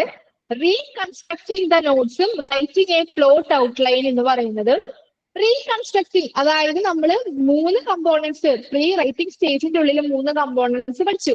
അതിൽ 3ാമത്തെ കമ്പോണന്റ് ആണ് ഓർഗനൈസിംഗ് എന്ന് പറയുന്നത്. ഓർഗനൈസിംഗിന്റെ ഉള്ളിൽ വീണ്ടും ഒരു 2 കമ്പോണന്റ് വരുന്നുണ്ട്. അതാണ് റീകൺസ്ട്രക്ടിങ് ദ നോട്ട്സും റൈറ്റിംഗ് എ പ്ലോട്ട് ഔട്ട്ലൈൻ എന്ന് പറയുന്നത്. അല്ല, റീകൺസ്ട്രക്ടിങ് ദ നോട്ട്സ് എന്ന് പറയുന്നത് എന്താണെന്നത് നോക്കാം. If you have gathered extensive note and you are finding it difficult to go through them all at once, it might help to reconstruct them a little bit. അതായത് നമ്മുടെ datas ഒക്കെ collect ചെയ്തു, ഒരുപാടുണ്ട്, കുറെ കാര്യങ്ങൾ നമ്മൾ റിസർച്ച് ചെയ്തു. ഇപ്പൊ ഞാൻ ഡിപ്രഷനെ പറ്റിയിട്ടാണ് എഴുതുന്നതെന്നുണ്ടെങ്കിൽ കുറെ കാര്യം അതിനെ പറ്റിയിട്ട് എനിക്ക് എന്ത് ചെയ്യാൻ പറ്റും? കളക്ട് ചെയ്തെടുക്കാൻ പറ്റും. അപ്പൊ ഒറ്റയടിക്ക് അത് വായിച്ച് മനസ്സിലാക്കി അത് എഴുതാന്ന് പറഞ്ഞു കഴിഞ്ഞാൽ കുറച്ച് ബുദ്ധിമുട്ടാണ്. അപ്പൊ നമ്മൾ എന്ത് ചെയ്യാൻ? നമുക്ക് ഇതിന് കുറച്ച് റീകൺസ്ട്രക്ട് ചെയ്യാം, ഒന്ന് പൊളിച്ചു പണിയാന്ന് പറയില്ലേ, ഒന്ന് റീബിൽഡ് ചെയ്തെടുക്കാം. നമ്മൾ അത്രയും കാര്യം വേണ്ട, അതിൽ ഇമ്പോർട്ടന്റ് ആയിട്ടുള്ള പോയിന്റ്സുകളും കാര്യങ്ങളും മാത്രം ഒന്ന് നോട്ട് ചെയ്ത് അതിനൊന്ന് റീകൺസ്ട്രക്ട് ചെയ്തെടുക്കുക എന്നുള്ളതാണ് റീകൺസ്ട്രക്ടിങ് ദ നോട്ട്സിൽ വരുന്നത്. അടുത്തതാണ് റൈറ്റിംഗ് എ പ്ലോട്ട് ഔട്ട്ലൈൻ എന്ന് പറയുന്നത്. റൈറ്റിംഗ് എ പ്ലോട്ട് ഔട്ട്ലൈൻ അതായത് നമ്മളിപ്പോ ഒരു എന്താ പറയാ, പ്ലോട്ട് ചെയ്യാന്ന് പറഞ്ഞു കഴിഞ്ഞാൽ ഒന്ന് ഔട്ട്ലൈൻ എന്താ പറയാ, ഒന്ന് ചുരുക്കി എഴുതാന്ന് പറയില്ലേ. ഞാനിപ്പോ ഡിപ്രഷൻ എങ്ങനെ ബാധിക്കുന്നു എന്നുള്ളതിനെ പറ്റിയിട്ട് കുറെ കാര്യങ്ങൾ റിസർച്ച് ചെയ്ത് വെച്ചിട്ടുണ്ട്, കുറെ കാര്യങ്ങളുണ്ട്. മൊത്തത്തിൽ ഒന്ന് സമ്മറൈസ് ചെയ്യാം എല്ലാ കാര്യങ്ങളും. ഇപ്പൊ ഞാൻ കളക്ട് ചെയ്ത് വെച്ചിരുന്ന മൊത്തത്തിൽ ഒരു ഐഡിയ ജനറലൈസ് ചെയ്തെടുക്കുക. ഇത് ഇങ്ങനെയാണ് ഉദ്ദേശിക്കുന്നത്, ഡിപ്രഷൻ ആൾക്കാരെ ഇങ്ങനെയാണ് ബാധിക്കുന്നത്, ഡിപ്രഷൻ ഇങ്ങനെയാണ് എന്നുള്ള കാര്യങ്ങളൊക്കെ ഞാനൊന്ന് ഔട്ട്ലൈൻ ചെയ്ത് സമ്മറി ഓഫ് ഐഡിയാസ് എന്നാണ് പറയാ. Summary of ideas.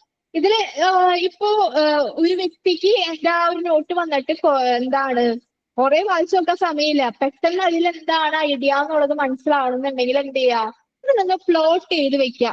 ആ ഒരു ഇതാണ് ഇവിടെ റൈറ്റിംഗ് എ പ്ലോട്ട് ഔട്ട്ലൈൻ എന്ന് ഉദ്ദേശിക്കുന്നത്. പെട്ടെന്ന് നമുക്ക് സമ്മറി ഓഫ് ഐഡിയാസ് ഒക്കെ പെട്ടെന്ന് മനസ്സിലാവാൻ വേണ്ടിയിട്ട് ഒന്ന് ചുരുക്കി എഴുതാന്നൊക്കെ പറയില്ലേ, അതാണ് ഇവിടെ വരുന്നത്. അതാണ് ഓർഗനൈസിംഗിന്റെ ഉള്ളിൽ വരുന്ന 2 കാര്യങ്ങള്. ഒന്ന് റീകൺസ്ട്രക്ട് ചെയ്യുക, ഒരുപാട് ഉണ്ടെന്ന് തോന്നുകയാണെങ്കിൽ ഒന്ന് ചുരുക്കി അല്ലെങ്കിൽ ഒന്ന് റീബിൽഡ് ചെയ്ത് എഴുതാനായിട്ട് നോക്കുക. പിന്നെ ഒന്ന് സമ്മറൈസ് ചെയ്ത്, രണ്ടും ഏകദേശം സെയിം തന്നെയാണ് കേട്ടോ, സെയിം ഐഡിയ തന്നെയാണ് വരുന്നത്. റൈറ്റിംഗ് എ പ്ലോട്ട് ഔട്ട്ലൈൻ എന്ന് പറഞ്ഞു കഴിഞ്ഞാൽ നമുക്ക് പെട്ടെന്ന് മനസ്സിലാവാൻ വേണ്ടിയിട്ട് ഒന്ന് എന്ത് ചെയ്യുക, ഔട്ട്ലൈൻ ചെയ്ത് വെക്കുക എന്നുള്ളതാണ് അടുത്തൊരു കമ്പോണന്റ് ആയിട്ട്, ഓർഗനൈസിംഗിന്റെ ഒരു കമ്പോണന്റ് ആയിട്ട് വരുന്നത്. ഇനി നമ്മുടെ 2ാമത്തെ സ്റ്റേജ്, അപ്പൊ പ്രീ റൈറ്റിംഗ് സ്റ്റേജ് കഴിഞ്ഞ് ഞാൻ ഒന്നും കൂടി പറഞ്ഞു തരാം. ഇതിന്റെ ഉള്ളിൽ ഒരുപാട് കാര്യങ്ങൾ വരുന്നത് കൊണ്ടാണ് നമ്മൾ different stages of processing approach ആണ് പഠിച്ചുകൊണ്ടിരിക്കുന്നത്. അതിലെ ആദ്യത്തെ സ്റ്റേജ് പ്രീ റൈറ്റിംഗ് സ്റ്റേജ്, 2ാമത്തെ സ്റ്റേജ് റൈറ്റിംഗ് സ്റ്റേജ്, 3ാമത്തെ സ്റ്റേജ് എഡിറ്റിംഗ് സ്റ്റേജ്. അതിലെ ആദ്യത്തെ സ്റ്റേജ് ആണ് എന്ത്? പ്രീ റൈറ്റിംഗ് സ്റ്റേജ് എന്ന് പറയുന്നത്. പ്രീ റൈറ്റിംഗ് സ്റ്റേജ് എന്താണെന്ന് പറഞ്ഞു, അതിന്റെ ഉള്ളിൽ 3 കമ്പോണൻസ് വരുന്നുണ്ടെന്ന് പറഞ്ഞു. 3 കമ്പോണൻസ് ആണ്. ആദ്യത്തെ നമ്മൾ പറഞ്ഞത് എന്താണ്, ഓർമ്മയുണ്ടോ? ആദ്യത്തെ കമ്പോണന്റ് ഐഡിയേഷൻ. യെസ്, ഓക്കെ, ഓർമ്മയുണ്ട്. ഐഡിയേഷൻ. അതുപോലെ തന്നെ 2ാമത്തെയാണ് ഇത് വരിക ഡിസ്കസിംഗ് ഐഡിയാസ്. 3ാമത്തെയാണ് ഓർഗനൈസിംഗ് എന്ന് പറയുന്നത്. അതുപോലെ ഓർഗനൈസിംഗിന്റെ ഉള്ളിലും 2 കാര്യങ്ങൾ വരുന്നുണ്ട്, അതും മെൻഷൻ ചെയ്യാം. ഇനി അടുത്ത സ്റ്റേജ് ആണ് റൈറ്റിംഗ് സ്റ്റേജ് എന്ന് പറയുന്നത്. റൈറ്റിംഗ് സ്റ്റേജ് നമ്മൾ പ്രിപ്പറേഷൻ ഒക്കെ കഴിഞ്ഞു, എല്ലാ ഡാറ്റാസും കാര്യങ്ങളൊക്കെ കളക്ട് ചെയ്തു. ഇനി നമ്മൾ എഴുത്തിലേക്ക് കടക്കാണ്, എഴുതാനായിട്ട് സ്റ്റാർട്ട് ചെയ്യാണ്. അതാണ് ദ റൈറ്റിംഗ് സ്റ്റേജ് എന്ന് പറയുന്നത്. ഇതിന് നമ്മൾ എന്തൊക്കെ കാര്യങ്ങൾ നോക്കണം എന്നുള്ളതാണ് പറയണേ. റൈറ്റിംഗ് സ്റ്റേജിൽ പ്രത്യേകിച്ചൊന്നുമില്ല, നമ്മൾ പ്രിപ്പയർ ചെയ്ത കാര്യങ്ങളൊക്കെ എന്ത് ചെയ്യുക, ഒരു സ്ട്രക്ചറിൽ എഴുതാനായിട്ട് പോവാണ്. അതാണ് റൈറ്റിംഗ് സ്റ്റേജ്, മെയിൻ സ്റ്റേജ് ആണ്. നമ്മൾ എന്താണോ എഴുതാനായിട്ട് ഉദ്ദേശിക്കുന്നത്, എന്ത് ഐഡിയാസിനെ പറ്റിയിട്ടാണോ നമ്മൾ എക്സ്പ്ലോർ ചെയ്യുന്നത്, അതെന്ത് ചെയ്യുക, എഴുതാനായിട്ട് നോക്കുക. അതാണ് റൈറ്റിംഗ് സ്റ്റേജിൽ മെയിൻ ആയിട്ട് വരുന്നത്. വേറെ പ്രത്യേകിച്ച് അതിൻ്റെ ഉള്ളിൽ കാര്യങ്ങളൊന്നും ഇല്ല കേട്ടോ. മാം, ഇതില് പ്രീ റൈറ്റിംഗ് സ്റ്റേജില് സ്റ്റെപ്പ് 1, 2 എന്നൊക്കെ കൊടുത്തിട്ടുള്ള അത് മെൻഷൻ ചെയ്യേണ്ടി വരൂല? അത് മെൻഷൻ ചെയ്യേണ്ട വരും കേട്ടോ. അതാണ് എന്ത് നമ്മുടെ ഒരു മിനിറ്റ് ഐഡിയേഷനിൽ വരുന്ന യെസ്, ഐഡിയേഷന്റെ ഉള്ളിൽ വരുന്ന ഒരു സ്റ്റേജുകൾ പോലെ അത് നിങ്ങൾ എന്തായാലും മെൻഷൻ ചെയ്യണം. കാരണം പ്രീ റൈറ്റിംഗ് സ്റ്റേജ് ആണ് നമ്മുടെ അടുത്ത് 2 വട്ടം സിംഗിൾ ആയിട്ട് ചോദിച്ചിട്ടുണ്ട്. 10 മാർക്കിലൊക്കെ ചോദിക്കുകയാണെങ്കിൽ എന്തായാലും നിങ്ങൾ അത് എന്ത് ചെയ്യണം, മെൻഷൻ ചെയ്യണം കേട്ടോ. 5 മാർക്കിലാണെങ്കിൽ കുഴപ്പമില്ല, എഴുതിയില്ലെങ്കിൽ വലിയ പ്രശ്നം ഉണ്ടാവില്ല. പക്ഷെ നമ്മള് 10 മാർക്കിന് ചോദിക്കുമ്പോൾ പ്രീ റൈറ്റിംഗ് സ്റ്റേജ് ഒറ്റയ്ക്ക് ചോദിക്കുമ്പോൾ നിങ്ങൾക്ക് വേറെ കാര്യങ്ങളൊന്നും അതിൽ ആഡ് ചെയ്യാനുണ്ടാവില്ല. അപ്പൊ ഇതെന്തായാലും ആഡ് ചെയ്ത് വെക്കാം. ഐഡിയേഷനുള്ളിൽ വരുന്ന സ്റ്റേജുകളാണ് കേട്ടോ. അതായത് നമുക്ക് ആ ടോപ്പിക്കിനെ പറ്റിയിട്ട് എന്തൊക്കെ അറിയാം, അതുപോലെ തന്നെ അതിനെ പറ്റിയിട്ട് റീഡ് ചെയ്യുക, റിസർച്ച് ചെയ്യുക, റിസർച്ച് ചെയ്ത കാര്യങ്ങൾ എഴുതി വെക്കുക എന്നുള്ളത്. ഇങ്ങനത്തെ 3 കാര്യങ്ങൾ, 3 സിമ്പിൾ ആണ്, പെട്ടെന്ന് മനസ്സിലാവുന്നതാണ് കേട്ടോ. Okay ma'am. ഓക്കെ ഓക്കെ, രണ്ടാമത് നമ്മൾ റൈറ്റിംഗ് സ്റ്റേജ് പറഞ്ഞു.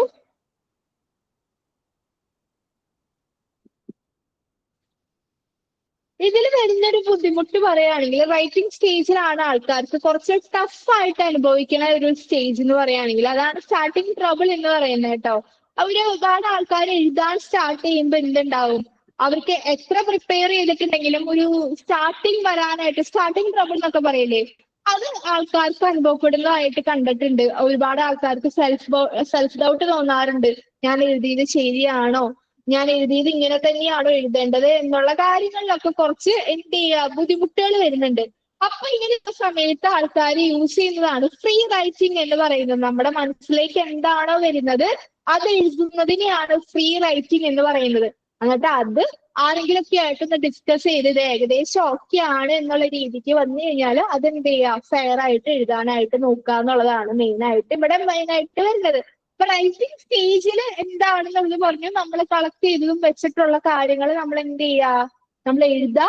ആ എഴുതുന്ന സമയത്ത് നമ്മൾ എന്തൊക്കെ ചെയ്യണം, എഴുതുന്ന സമയത്ത് ഭൂരിഭാഗം ആൾക്കാർക്ക് ഒരു സ്റ്റാർട്ടിംഗ് ട്രബിൾ ഒരു ബുദ്ധിമുട്ട് അനുഭവപ്പെടും. ആ ബുദ്ധിമുട്ടിന്റെ സമയത്ത് നമ്മൾ എന്ത് ചെയ്യുക, അത് ആ ഒരു ഫെയർ ഷീറ്റിലേക്ക് എഴുതാണ്ട് വേറൊരു ഷീറ്റിൽ ഫ്രീ റൈറ്റിംഗ് ചെയ്യുക. ഫ്രീ റൈറ്റിംഗ് എന്ന് പറയുന്നത് നമ്മുടെ ഹെഡിലേക്ക് എന്താണോ വരുന്നത്, നമ്മൾ ഡാറ്റാസും കാര്യങ്ങളൊക്കെ കളക്ട് ചെയ്ത് വെച്ചേ ഉള്ളൂ. ഒരു പ്രോപ്പർ സ്ട്രക്ചർ ഉണ്ടാവില്ല. നമുക്ക് എങ്ങനെ എഴുതി തുടങ്ങണം, എന്ത് കാര്യം എഴുതണം, രണ്ടാമത്തെ പാരഗ്രാഫിൽ എന്ത് ഉൾക്കൊള്ളിക്കണം, മൂന്നാമത്തെ പാരഗ്രാഫിൽ എന്ത് ഉൾക്കൊള്ളിക്കണം എന്നൊന്നും അറിയുന്നുണ്ടാവില്ല.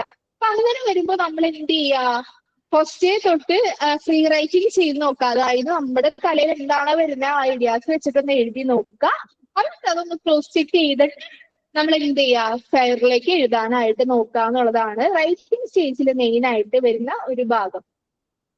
ഇനി മൂന്നാമത്തെ സ്റ്റേജ് ആണ് മൂന്നാമത്തെ ലാസ്റ്റത്തെ സ്റ്റേജ് ആണ് എഡിറ്റിംഗ് സ്റ്റേജ് അല്ലെങ്കിൽ റിവൈസിംഗ് സ്റ്റേജ് എന്ന് പറയുന്നത്. എഡിറ്റിംഗ് സ്റ്റേജ് ആ പേരിൽ എങ്ങനെയുണ്ട്, നമ്മൾ എഴുതിയ കാര്യം എന്ത് ചെയ്യുക, എഡിറ്റ് ചെയ്ത് നോക്കുകയാണ് ചെയ്യുന്നത്. അതായത് എന്തൊക്കെ തെറ്റുണ്ട്, എന്തൊക്കെ കാര്യങ്ങൾ ഇതിൽ നമ്മൾ ശ്രദ്ധിക്കണം, എന്തൊക്കെയാണ് ഇതിൽ ശ്രദ്ധിക്കേണ്ടതെന്നുള്ളതാണ് എഡിറ്റിംഗ് സ്റ്റേജിൽ വരുന്നത്. എഡിറ്റിംഗ് സ്റ്റേജിൽ മെയിനായിട്ടും ഫീഡ്ബാക്ക് സെക്ഷനും വരുന്നുണ്ട്. ഞാൻ എഴുതിയ കാര്യങ്ങളിൽ ഫീഡ്ബാക്ക് എടുക്കുക ടീച്ചേഴ്സിൽ നിന്നും പിയേഴ്സിൽ നിന്നും ആ സബ്ജക്റ്റുമായിട്ടുള്ള എക്സ്പേർട്ടുകളിൽ നിന്നൊക്കെ എന്ത് ചെയ്യുക, നമുക്ക് ഫീഡ്ബാക്ക് എടുക്കാനായിട്ട് നോക്കുക. അതായത് ഞാൻ എഴുതിയത് കറക്റ്റ് ആണോ, ഇങ്ങനെ തന്നെയാണോ എഴുതേണ്ടത്, ഇങ്ങനത്തെ ഇഷ്യൂസും കാര്യങ്ങളൊക്കെ ഇതിൽ കവർ ചെയ്ത് പോകുന്നുണ്ടോ, അങ്ങനത്തെ കാര്യങ്ങളൊക്കെ ഫീഡ്ബാക്ക് എടുക്കുക. അതുപോലെ തന്നെ തെറ്റുണ്ടെങ്കിൽ മറ്റുള്ളവരിൽ നിന്ന് ചോദിച്ച് മനസ്സിലാക്കി അത് തിരുത്താനായിട്ട് നോക്കുക എന്നുള്ളതാണ് ഈ മൂന്നാമത്തെ എഡിറ്റിംഗ് സ്റ്റേജ് അല്ലെങ്കിൽ റിവൈസിംഗ് സ്റ്റേജിൽ വരുന്നത്. നമ്മൾ എഴുതിയ കാര്യങ്ങൾ കറക്റ്റ് ആയിട്ടാണോ ഐഡിയാസ് ഒക്കെ കൺവേ ചെയ്യണേന്ന് അറിയാനായിട്ട് ഒന്ന് റിവൈസ് ചെയ്ത് നോക്കുക, അല്ലെങ്കിൽ തെറ്റുകൾ ഉണ്ടെങ്കിൽ ഒന്ന് എഡിറ്റ് ചെയ്യുക എന്നുള്ളതാണ് മൂന്നാമത്തെ സ്റ്റേജിൽ മെയിൻ ആയിട്ട് വരുന്നത്. അപ്പൊ ഇത് ഓക്കെ ആണോ, നമ്മുടെ ഈ ഒരു സ്റ്റേജുകള് ക്ലിയർ ആണോ? Yes ma'am. Okay okay. ഇനി അടുത്തത് നമ്മുടെ മൂന്നാമത്തെ യൂണിറ്റ് ആണ്. ഇതിന് ആകെ 2 ചോദ്യമാണ് ചോദിച്ചിട്ടുള്ളത്. 2 വർഷത്തെ പേപ്പറിലാണ് ചോദിച്ചിട്ടുള്ളൂ. അതും രണ്ടും സെയിം ചോദ്യം തന്നെയാണ് കേട്ടോ. അക്കാദമിക് റൈറ്റിംഗ് നോൺ അക്കാദമിക് റൈറ്റിംഗിൽ നിന്ന് എങ്ങനെ വ്യത്യാസപ്പെട്ടിരിക്കുന്നു എന്നുള്ളതാണ് ആ ചോദ്യം വരുന്നത്. ആ ഒരു ചോദ്യം തന്നെ 2 തവണ 2 പേപ്പറിലായിട്ട് ചോദിച്ചിട്ടുണ്ട് കേട്ടോ. ബാക്കി അങ്ങനെ എല്ലാ കൊല്ലവും ചോദിക്കുന്നതായിട്ട് കാണുന്നില്ല. അപ്പൊ നിങ്ങൾ ഈ ഒരു യൂണിറ്റ് നോക്കുന്നുണ്ടെങ്കിൽ ഇതിൽ മെയിൻ ആയിട്ട് പഠിക്കേണ്ട പോർഷൻ ആ ഒരു അക്കാദമിക് റൈറ്റിംഗ് എന്താണ്, എന്താണ് ഉദ്ദേശിക്കുന്നത് എന്നുള്ളതാണ് മെയിൻ ആയിട്ട് പഠിക്കേണ്ടത് കേട്ടോ.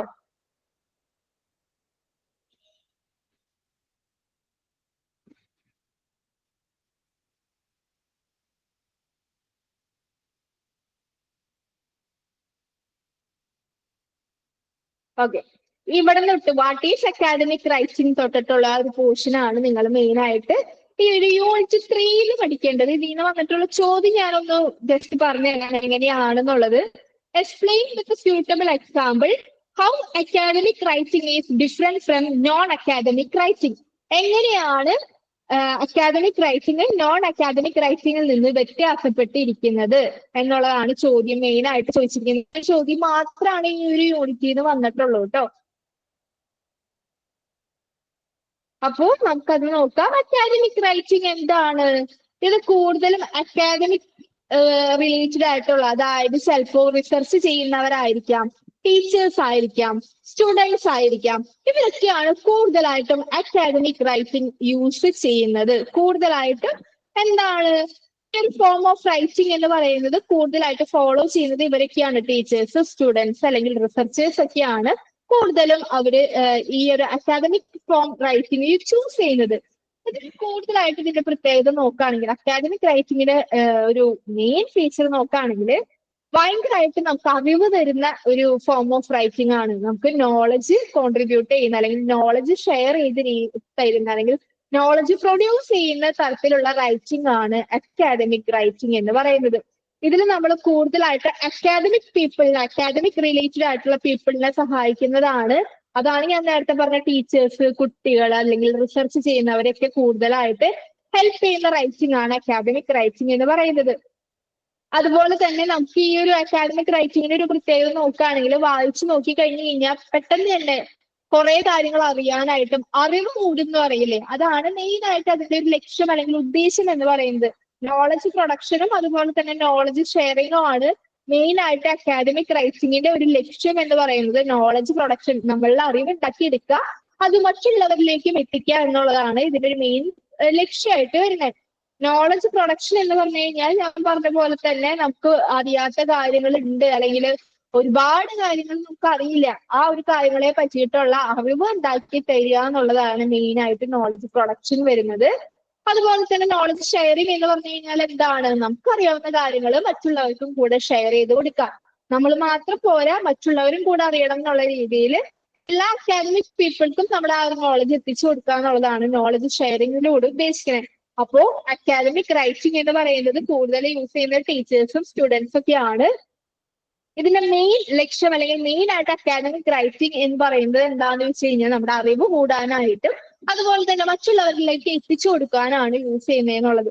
ഇത്രയും ഈ ഒരു ഭാഗത്ത് ഫുള്ള് ഡിസ്കസ് ചെയ്ത് പല രീതിയിൽ ഇതേ പോയിന്റ് തന്നെയാണ് കേട്ടോ തലവെച്ചും മറിച്ചും പറഞ്ഞുകൊണ്ടിരിക്കണേ. അപ്പൊ അതാണ് അക്കാദമിക് റൈറ്റിംഗിന്റെ ഒരു മെയിൻ ലക്ഷ്യം ചോദിക്കുന്നത്. അപ്പോൾ നോൺ അക്കാദമിക് റൈറ്റിംഗ് എന്ന് പറഞ്ഞു കഴിഞ്ഞാൽ നമുക്കറിയാം നോൺ അക്കാദമിക് റൈറ്റിംഗ് എന്താണ്. ഇത് അതിലധികം മെൻഷൻ ചെയ്തില്ല. നിങ്ങൾ എന്ത് ചെയ്യുക, ഈ ഒരു ചാപ്റ്ററിൽ ഇതിൽ കൊടുത്തിട്ടില്ല കേട്ടോ നോൺ അക്കാദമിക് റൈറ്റിംഗ് എന്താണെന്നുള്ളത്. നിങ്ങൾ ഇഗ്നോന്റെ ടെസ്റ്റിൽ ഉണ്ടെങ്കിൽ ഒന്ന് നോക്കുക.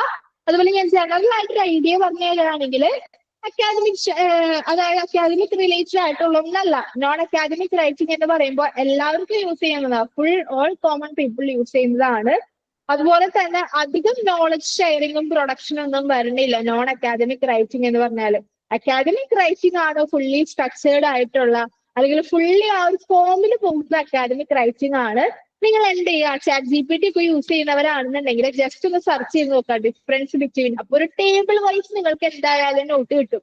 അപ്പൊ അതിൽ നിന്നും കൂടെ പോയിന്റ് ആഡ് ചെയ്ത് പഠിക്കാനായിട്ട് നോക്കാം കേട്ടോ. ഇതിൽ മെയിൻ ആയിട്ട് അക്കാദമിക് റൈറ്റിംഗ് എന്താണെന്നുള്ളതേ പറയുന്നുള്ളൂ. അപ്പോൾ നോൺ അക്കാദമിക് റൈറ്റിംഗ് അത്രയും തന്നെയുള്ളൂ. മെയിൻ ആയിട്ടും അത്രയ്ക്ക് നോളജ് റിലീസ് ചെയ്യുന്ന അല്ലെങ്കിൽ നോളജ് പ്രൊഡ്യൂസ് ചെയ്യുന്ന, നോളജ് ഷെയർ ചെയ്യുന്ന ഒന്നല്ല നോൺ അക്കാദമിക് റൈറ്റിംഗ് എന്ന് പറയുന്നത്.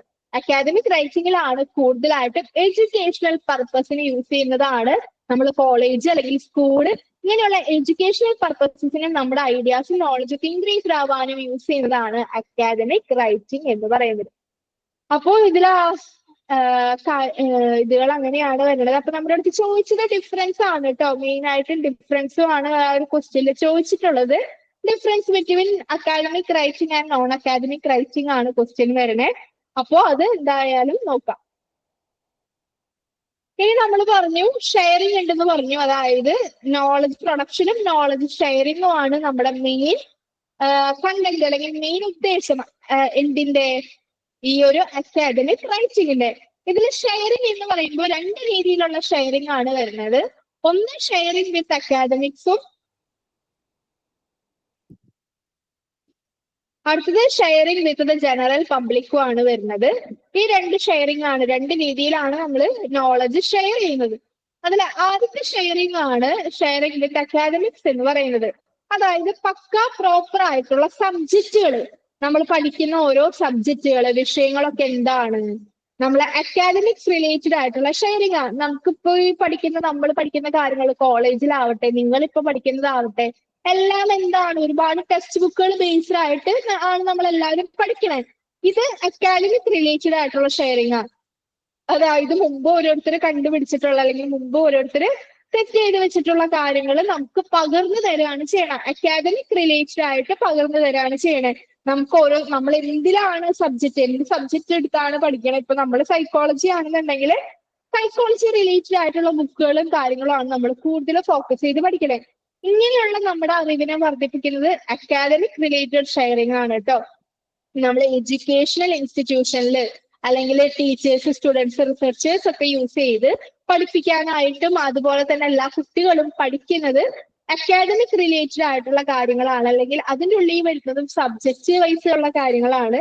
ഇതാണ് ഷെയറിംഗ് വിത്ത് അക്കാഡമിക്സിനുള്ളിൽ വരുന്നത്. അതായത് ഇപ്പൊ physics, literature, philosophy, sociology, economics ഇങ്ങനത്തെ ജേണൽസ് ഒക്കെ കൂടുതലും നമ്മൾ അക്കാഡമിക് ആയിട്ടുള്ള കുട്ടികൾ അല്ലെങ്കിൽ ടീച്ചേഴ്സ് ഒക്കെയാണ് പഠിക്കുക. അല്ലാതെ സാധാരണ കോമൺ ആൾക്കാർ എന്ത് ചെയ്യില്ല. ഇപ്പോ ഒരു വയസ്സായിട്ടുള്ള ഒരാൾക്ക് കെമിസ്ട്രി അല്ലെങ്കിൽ ഫിസിക്സ് ഒന്നും പഠിക്കേണ്ട ആവശ്യമില്ല. ആ ഒരു കോമൺ ആയി കഴിഞ്ഞാൽ നമ്മൾ പഠിക്കേണ്ട ടൈമിൽ അല്ലെങ്കിൽ റിസർച്ച് അല്ലെങ്കിൽ ആ ഒരു കോളേജ് ടൈമിലായിരിക്കും നമ്മൾ എന്ത് ചെയ്യുക, കൂടുതൽ ഫോക്കസ് ചെയ്ത് അക്കാഡമിക് റിലേറ്റഡ് ആയിട്ടുള്ള കാര്യങ്ങൾ പഠിക്കുന്നത്. അതാണ് അക്കാഡമിക് ഷെയറിംഗിന്റെ ഉള്ളിൽ വരുന്നത്. അടുത്തതാണ് ഷെയറിംഗ് വിത്ത് ജനറൽ പബ്ലിക് വരുന്നത്. സാധാരണ എല്ലാ ആൾക്കാർക്കും ഷെയർ ചെയ്ത് നോളജ് വർദ്ധിപ്പിക്കുന്നതാണ് sharing with the general public എന്ന് പറയുന്നത്. അതായത് എല്ലാവർക്കും അക്കാഡമിക് റിലേറ്റഡ് അല്ല, സാധാരണ ഇപ്പോ TV റിലേറ്റഡ് ഷോസ്, റേഡിയോ അല്ലെങ്കിൽ വെബ്സൈറ്റ്, വിക്കിപീഡിയ, യൂട്യൂബ്, ഇതൊക്കെ എന്താണ് നമ്മുടെ കോമൺ ആൾക്കാർക്ക് എത്തിച്ചു കൊടുക്കുന്ന ഷെയറിംഗ് ആണ്. നമുക്കറിയാം, നമുക്കിപ്പോ യൂട്യൂബിലൂടെ ഒരുപാട് കാര്യങ്ങൾ കണ്ടെത്താനായിട്ട് പറ്റുന്നുണ്ട്. അതുപോലെ തന്നെ ഫേസ്ബുക്ക്, വാട്സപ്പ്, ഇൻസ്റ്റഗ്രാം ഇങ്ങനത്തെ കാര്യത്തിൽ കൂടെ കുറെ ന്യൂസുകൾ, കാര്യങ്ങള്, ലോകത്തെ പറ്റിയിട്ടുള്ള അറിവുകളൊക്കെ നമുക്ക് കിട്ടുന്നുണ്ട്. ഇത് നമ്മൾ കോമൺ ആൾക്കാർക്ക് എത്തിച്ചു കൊടുക്കുന്ന ഷെയറിംഗ് ആണ്. കോമൺ ആൾക്കാർക്ക് ഒരുപാട് കാര്യങ്ങൾ മനസ്സിലാവുന്നുണ്ടെങ്കിൽ അത് ഇങ്ങനത്തെ ഇന്റർനെറ്റും കാര്യങ്ങളൊക്കെ യൂസ് ചെയ്തിട്ടാണ്. അതുപോലെ അക്കാഡമിക് റിലേറ്റഡ് ആയിട്ടുള്ള കാര്യങ്ങൾ നമ്മൾ പഠിക്കുന്നത് അക്കാഡമിക് ഷെയറിങ്ങിലൂടെയും അതുപോലെ തന്നെ ജനറൽ പബ്ലിക്കിൽ നമ്മൾ ഷെയർ ചെയ്യുന്നത് യൂട്യൂബ് അങ്ങനത്തെ ഇൻസ്റ്റഗ്രാം അല്ലെങ്കിൽ അങ്ങനത്തെ പ്ലാറ്റ്ഫോമുകളിലൂടെ നമ്മൾ എത്തിച്ചു കൊടുക്കുന്നതാണ് ഷെയറിംഗ് വിത്ത് ജനറൽ പബ്ലിക് എന്ന് പറയുന്നത്. സ്കൂൾ അല്ലെങ്കിൽ കോളേജ് എഡ്യൂക്കേഷൻ ഇൻസ്റ്റിറ്റ്യൂഷനിലൂടെ നമ്മൾ എത്തിച്ചു കൊടുത്ത് പഠിക്കുന്നതാണ് എന്ത് അക്കാഡമിക് റിലേറ്റഡ് ആയിട്ടുള്ള കാര്യങ്ങൾ. ഇതാണ് ഷെയറിംഗിൽ മെയിൻ ആയിട്ട് വരുന്നത് കേട്ടോ. ഇനി അക്കാഡമിക് റൈറ്റിംഗ് എന്തുകൊണ്ടാണ് നമുക്ക് യൂസ്ഫുൾ ആയിട്ടുള്ളത് എന്നുള്ള രീതിയിൽ പറയുന്നുണ്ട്. നമുക്കറിയാം അക്കാഡമിക് റൈറ്റിംഗ് നമുക്ക് എന്തിനാണ് യൂസ്ഫുൾ ആയിട്ടുള്ളത് എന്ന് നോക്കുകയാണെങ്കിൽ നോളജ് പ്രൊഡ്യൂസ് ചെയ്യാനായിട്ട്, അതുപോലെ നമ്മുടെ ക്രിട്ടിക്കൽ തിങ്കിങ് എബിലിറ്റി വർദ്ധിക്കാനായിട്ട്, അതുപോലെ നമുക്കുള്ള അറിവ് മറ്റുള്ളവർക്ക് ഷെയർ ചെയ്ത് കൊടുക്കാനായിട്ട്, അതുപോലെ തന്നെ നമ്മൾ മറ്റുള്ളവരായിട്ട് കമ്മ്യൂണിക്കേറ്റ് ചെയ്യുന്ന ആ ഒരു കമ്മ്യൂണിക്കേഷൻ എബിലിറ്റി അല്ലെങ്കിൽ കമ്മ്യൂണിക്കേഷൻ എബിലിറ്റി കൂടാനായിട്ടും, അതുപോലെ തന്നെ ഒരു പ്രൊഫഷണൽ ജോബിന് വേണ്ടിയിട്ട്, കോളേജിലുള്ള സ്റ്റുഡൻസിന്റെ സ്കിൽ ഇംപ്രൂവ് ആവാനായിട്ട്, നമുക്ക് എന്തെങ്കിലും ഒരു കാര്യത്തിന് എൻറോൾമെന്റ് പ്രൊസീജിയർ അങ്ങനത്തെ കാര്യങ്ങൾക്കൊക്കെ നമ്മൾ എന്ത് ചെയ്യാണ്, അക്കാഡമിക് റൈറ്റിംഗ് ആവശ്യമാണ്. നമ്മുടെ റിസർച്ചുമായിട്ട് ബന്ധപ്പെട്ട ഐഡിയാസ് ഷെയർ ചെയ്യുന്നതില് അല്ലെങ്കിൽ റിസർച്ച് നമ്മൾക്ക് കണ്ടക്ട് ചെയ്യാനായിട്ടൊക്കെ എന്താണ് ആവശ്യം, നമുക്ക് അക്കാഡമിക് റൈറ്റിംഗ് ആവശ്യമായിട്ടുള്ള ഒരു സബ്ജക്റ്റ് ആണ് എന്നാണ് പറയുന്നത്. അങ്ങനെയാണ് അക്കാഡമിക് റൈറ്റിംഗ് നമുക്ക് വളരെ യൂസ്ഫുൾ ആയിട്ട് ഇരിക്കുന്നത്. ഒന്ന്, നമ്മുടെ നോളജ് ഇൻക്രീസ് ആവും, ക്രിട്ടിക്കൽ തിങ്കിങ് എബിലിറ്റി കൂടും, നോളജ് ഷെയർ ചെയ്യാനായിട്ട് പറ്റും, കമ്മ്യൂണിക്കേഷൻ എബിലിറ്റി കൂടും, അതുപോലെ തന്നെ ഒരു പ്രൊഫഷണൽ ജോബിന് നമുക്ക് അക്കാഡമിക് റൈറ്റിംഗ് ആവശ്യമാണ്. അതുപോലെ തന്നെ ഒരു എൻറോൾമെന്റ് പ്രൊസീജിയർ അങ്ങനത്തെ കാര്യങ്ങൾക്കും നമ്മുടെ റിസർച്ചിനൊക്കെ എല്ലാത്തിലും നമുക്ക് അക്കാഡമിക് റൈറ്റിംഗ് വളരെ ഇമ്പോർട്ടന്റ് ആയിട്ടുള്ള ഒരു കാര്യമാണ്. അതാണ് നമുക്ക് അക്കാഡമിക് റൈറ്റിംഗ് എങ്ങനെ യൂസ്ഫുൾ ആയിട്ടുള്ളത് എന്നുള്ള ഇതിൽ പറയുന്നത് കേട്ടോ. ഇത്രയും കാര്യങ്ങളാണ് ആ ഒരു ചാപ്റ്ററിന് മെയിൻ ആയിട്ട് ഫോക്കസ് ചെയ്ത് പഠിക്കേണ്ടത്. ബാക്കി ഇതിൽ നിന്നും അങ്ങനെ അധികം ചോദ്യങ്ങളൊന്നും വന്നിട്ടില്ല കേട്ടോ.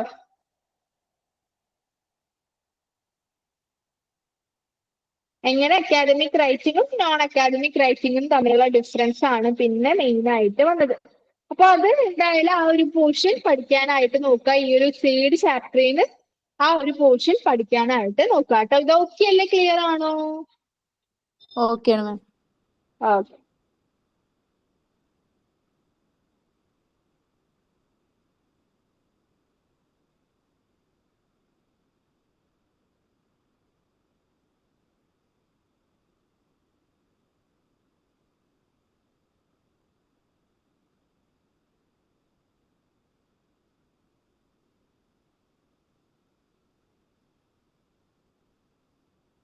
ഇനി അടുത്തത് വരുന്നത് നമ്മുടെ 4ാമത്തെ പാഠമാണ്. 4th ചാപ്റ്ററിൽ നിന്ന് ചോദിച്ചിട്ടുള്ള ഇമ്പോർട്ടന്റ് ക്വസ്റ്റ്യൻസുകൾ എന്തൊക്കെയാണെന്നുള്ളതാണ് ഇനി നമ്മൾ നോക്കണേ.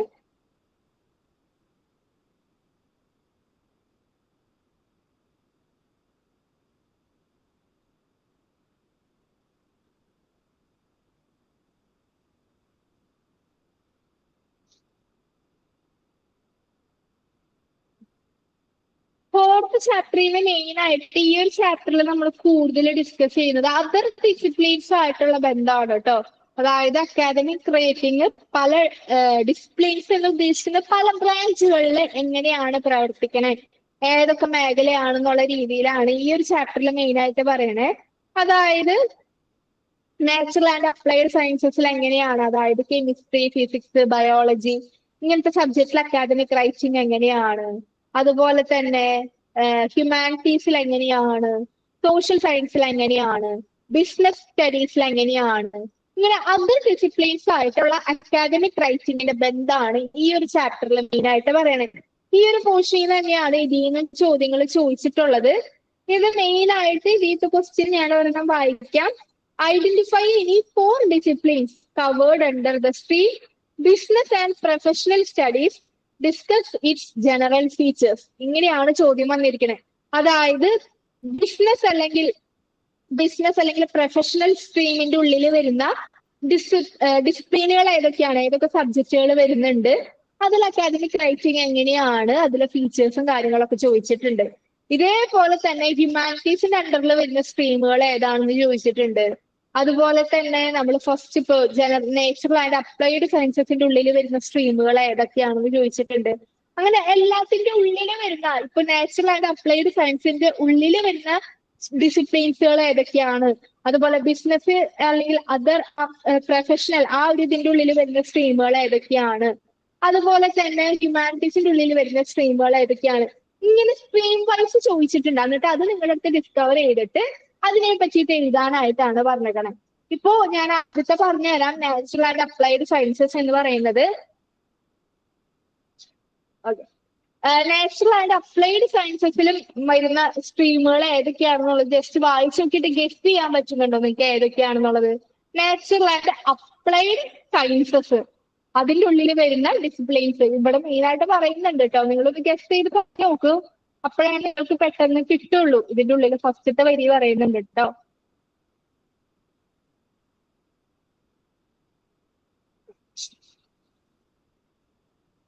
അതായത് നമ്മുടെ ഞാൻ ഒന്നും കൂടി പറഞ്ഞു തരാം. അക്കാദമിക് റൈറ്റിംഗ് എന്ന് പറയുന്നത് പല നമ്മൾ ഇംഗ്ലീഷ് മാത്രമല്ല ഉദ്ദേശിക്കുന്നത്, എല്ലാ സബ്ജക്റ്റും അക്കാദമിക് റൈറ്റിംഗ് നമ്മൾ ഫോളോ ചെയ്യണം. നമുക്കിപ്പോ ഇംഗ്ലീഷിൽ എഴുതുന്ന കാര്യം മാത്രമല്ല, എന്തൊരു കാര്യം ഇപ്പോ ഇംഗ്ലീഷ് ആയിക്കോട്ടെ, അല്ലെങ്കിൽ വേറെ സോഷ്യൽ ആയിക്കോട്ടെ, അല്ലെങ്കിൽ ഹിസ്റ്ററി ആയിക്കോട്ടെ, എന്ത് കാര്യമാണെങ്കിലും ഒരു പ്രോപ്പർ സ്ട്രക്ചർ അക്കാദമിക് റൈറ്റിംഗ് നമുക്ക് ഉണ്ടായിരിക്കണം. അങ്ങനെ നമ്മൾ ഫോളോ ചെയ്യുന്ന ഒരുപാട് ബ്രാഞ്ചുകൾ ഉണ്ട്. നാച്ചുറൽ ആൻഡ് അപ്ലൈഡ് സയൻസസ് ഉണ്ട്, ഹ്യൂമാനിറ്റീസ് ഉണ്ട്, സോഷ്യൽ സയൻസ് ഉണ്ട്, ബിസിനസ് മേഖലയുണ്ട്. അപ്പോൾ ഇതിന്റെ ഉള്ളിലൊക്കെ ഓരോരോ സബ്ജക്റ്റുകളിലും അക്കാദമിക് റൈറ്റിങ്ങുകൾ നമ്മൾ ഫോളോ ചെയ്യുന്നുണ്ട്. ആദ്യമൊക്കെയാണ് നാച്ചുറൽ ആൻഡ് അപ്ലൈഡ് സയൻസസ് എന്ന് പറയുന്നത്. ഇതിന്റെ ഉള്ളിലുള്ള ഡിസിപ്ലിൻസ് ആണ് physics, chemistry, biology, engineering, geology, mathematics, medicine. ഇതൊക്കെ നാച്ചുറൽ ആൻഡ് അപ്ലൈഡ് സയൻസസ് ആണ്. അതാണ് ആദ്യത്തെ നിങ്ങളുടെ അടുത്ത് ചോദിച്ചത്. അപ്പൊ നിങ്ങൾ ചോദ്യം ഒന്ന് ജസ്റ്റ് ശ്രദ്ധിക്കണം. ഇതിന്റെ ഉള്ളിൽ നിങ്ങളുടെ അടുത്ത് ചോദിച്ചിട്ടുള്ളത് എങ്ങനെയാണ്? Identify any 4 disciplines under the stream natural and applied sciences, discuss its general features. അപ്പോൾ നാച്ചുറൽ ആൻഡ് അപ്ലൈഡ് സയൻസസിന്റെ ഉള്ളിൽ വരുന്ന 4 ഡിസിപ്ലിനുകൾ ഏതെങ്കിലും എഴുതുക, എന്നിട്ട് അതിന്റെ ജനറൽ ഫീച്ചേഴ്സ് കാര്യങ്ങൾ എഴുതാനാ പറയുന്നത്. അപ്പൊ 4 ഡിസിപ്ലിൻസ് നാച്ചുറൽ ആൻഡ് അപ്ലൈഡ് സയൻസിന്റെ ഉള്ളിൽ വരുന്ന 4 ഡിസിപ്ലിനാ ചോദിക്കണം. അങ്ങനെ പറയുമ്പോൾ നിങ്ങൾ എന്ത് എഴുതണം? Physics, chemistry, biology, engineering, geology, mathematics ഏതെങ്കിലും 4 എഴുതാനോ പറഞ്ഞിട്ടുള്ളൂ കേട്ടോ. ഇതിലേതെങ്കിലും അതിന്റെ ഉള്ളിൽ വരുന്നത് ഏതൊക്കെയാണെന്നുള്ളത് പഠിച്ചു പോവുക, എന്നിട്ട് അതിന്റെ ജനറൽ ഫീച്ചേഴ്സ് കാര്യങ്ങൾ ജസ്റ്റ് എഴുതുക. ഇതാണ് ഇതിന്റെ ഉള്ളിൽ മെയിൻ ആയിട്ട് വരുന്നത്. നമുക്കറിയാം biology, engineering, geology natural sciences ആണ്. നമ്മുടെ ചുറ്റുപാടും നടക്കുന്ന കാര്യങ്ങളാണ് നമ്മൾ കൂടുതലായിട്ട് ഫോക്കസ് ചെയ്തതിൽ പഠിക്കുന്നത്. അതായത് കുറച്ചുകൂടെ സ്കോളേഴ്സ് അല്ലെങ്കിൽ ലബോറട്ടറി ബേസ്ഡ് ആയിട്ടുള്ളതാണ് ഇതിൽ മെയിൻ ആയിട്ട് വരുന്നത്. അപ്പൊ ഇതിൽ നമ്മൾ എഴുതുമ്പോൾ നമ്മൾ എന്ത് ചെയ്യണം? റിസർച്ച് പേപ്പർ ഒക്കെ ചെയ്യുകയാണെന്നുണ്ടെങ്കിൽ ആദ്യം ഇൻട്രൊഡക്ഷൻ വേണം, മെത്തേഡ് വേണം, റിസൾട്ട് വേണം, ഡിസ്കഷൻ വേണം. ഇതാണ് നാച്ചുറൽ അല്ലെങ്കിൽ അപ്ലൈഡ് സയൻസസിൽ നമ്മൾ യൂസ് ചെയ്യുന്ന അക്കാദമിക് റൈറ്റിംഗിന്റെ ഫോർമാറ്റ് എന്ന് പറയുന്നത്. ആദ്യം ഇൻട്രൊഡക്ഷൻ വേണം, എന്തിനെ പറ്റിയിട്ടാണ് നമ്മൾ പഠിക്കുന്നത്.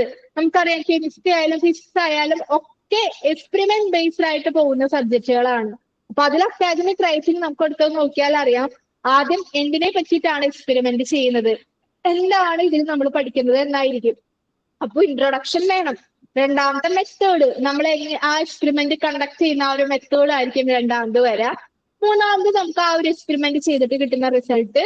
നാലാമത് ഡിസ്കഷൻ, നമ്മളത് മറ്റുള്ളവരായിട്ട് അല്ലെങ്കിൽ എന്താണ് ഡിസ്കസ് ചെയ്ത് റിസർച്ച് ഓപ്ഷൻസ് ആണ്, ക്വസ്റ്റ്യൻസ് ആണ് നോക്കുന്നത്. അതാണ് ഈ നാച്ചുറൽ ആൻഡ് അപ്ലൈഡ് സയൻസസിൽ നമ്മൾ യൂസ് ചെയ്യുന്നത്. ഇതൊരു സ്റ്റൈലാണ് കേട്ടോ, IMRD സ്റ്റൈലാണ്.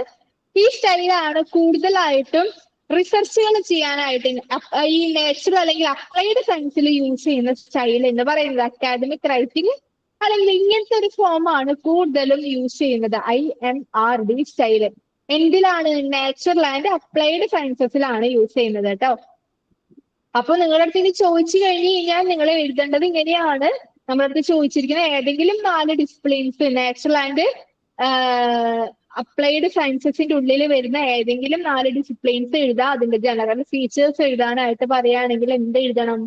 നാച്ചുറൽ ആൻഡ് അപ്ലൈഡ് സയൻസസിന്റെ ഉള്ളിൽ വരുന്ന disciplines physics, chemistry, biology, engineering അങ്ങനത്തെ സബ്ജക്റ്റുകളാണ്.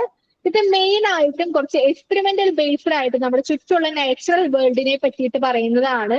ഇത് കൂടുതലായിട്ടും നമുക്ക് തരുന്ന നോളജ് എന്ന് പറയുന്നത് നമ്മുടെ ചുറ്റുപാടിനെ പറ്റിയിട്ടാണ്.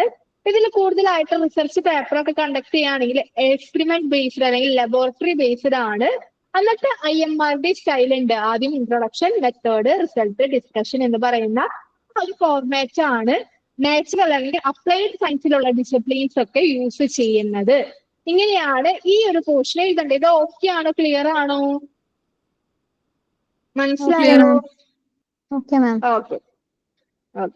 അപ്പോ ആ ഒരു കാര്യം, ഇതേ ക്വസ്റ്റ്യൻ തന്നെ എല്ലാ ഡിസിപ്ലിൻ വെച്ചിട്ട് കവർ ചെയ്ത് നിങ്ങളുടെ അടുത്ത് ചോദിക്കും കേട്ടോ.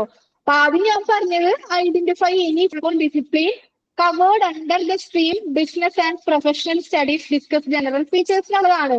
ഇത് തന്നെ പല രീതിയിൽ ചോദിച്ചിട്ടുണ്ട്. ഒരെണ്ണത്തിലാണ് നാച്ചുറൽ ആൻഡ് അപ്ലൈഡ് സയൻസസിലെ 4 ഡിസിപ്ലിൻ കണ്ടെത്തിയിട്ട് അതിനെ പറ്റിയിട്ട് എഴുതാൻ പറഞ്ഞിട്ടുണ്ട്.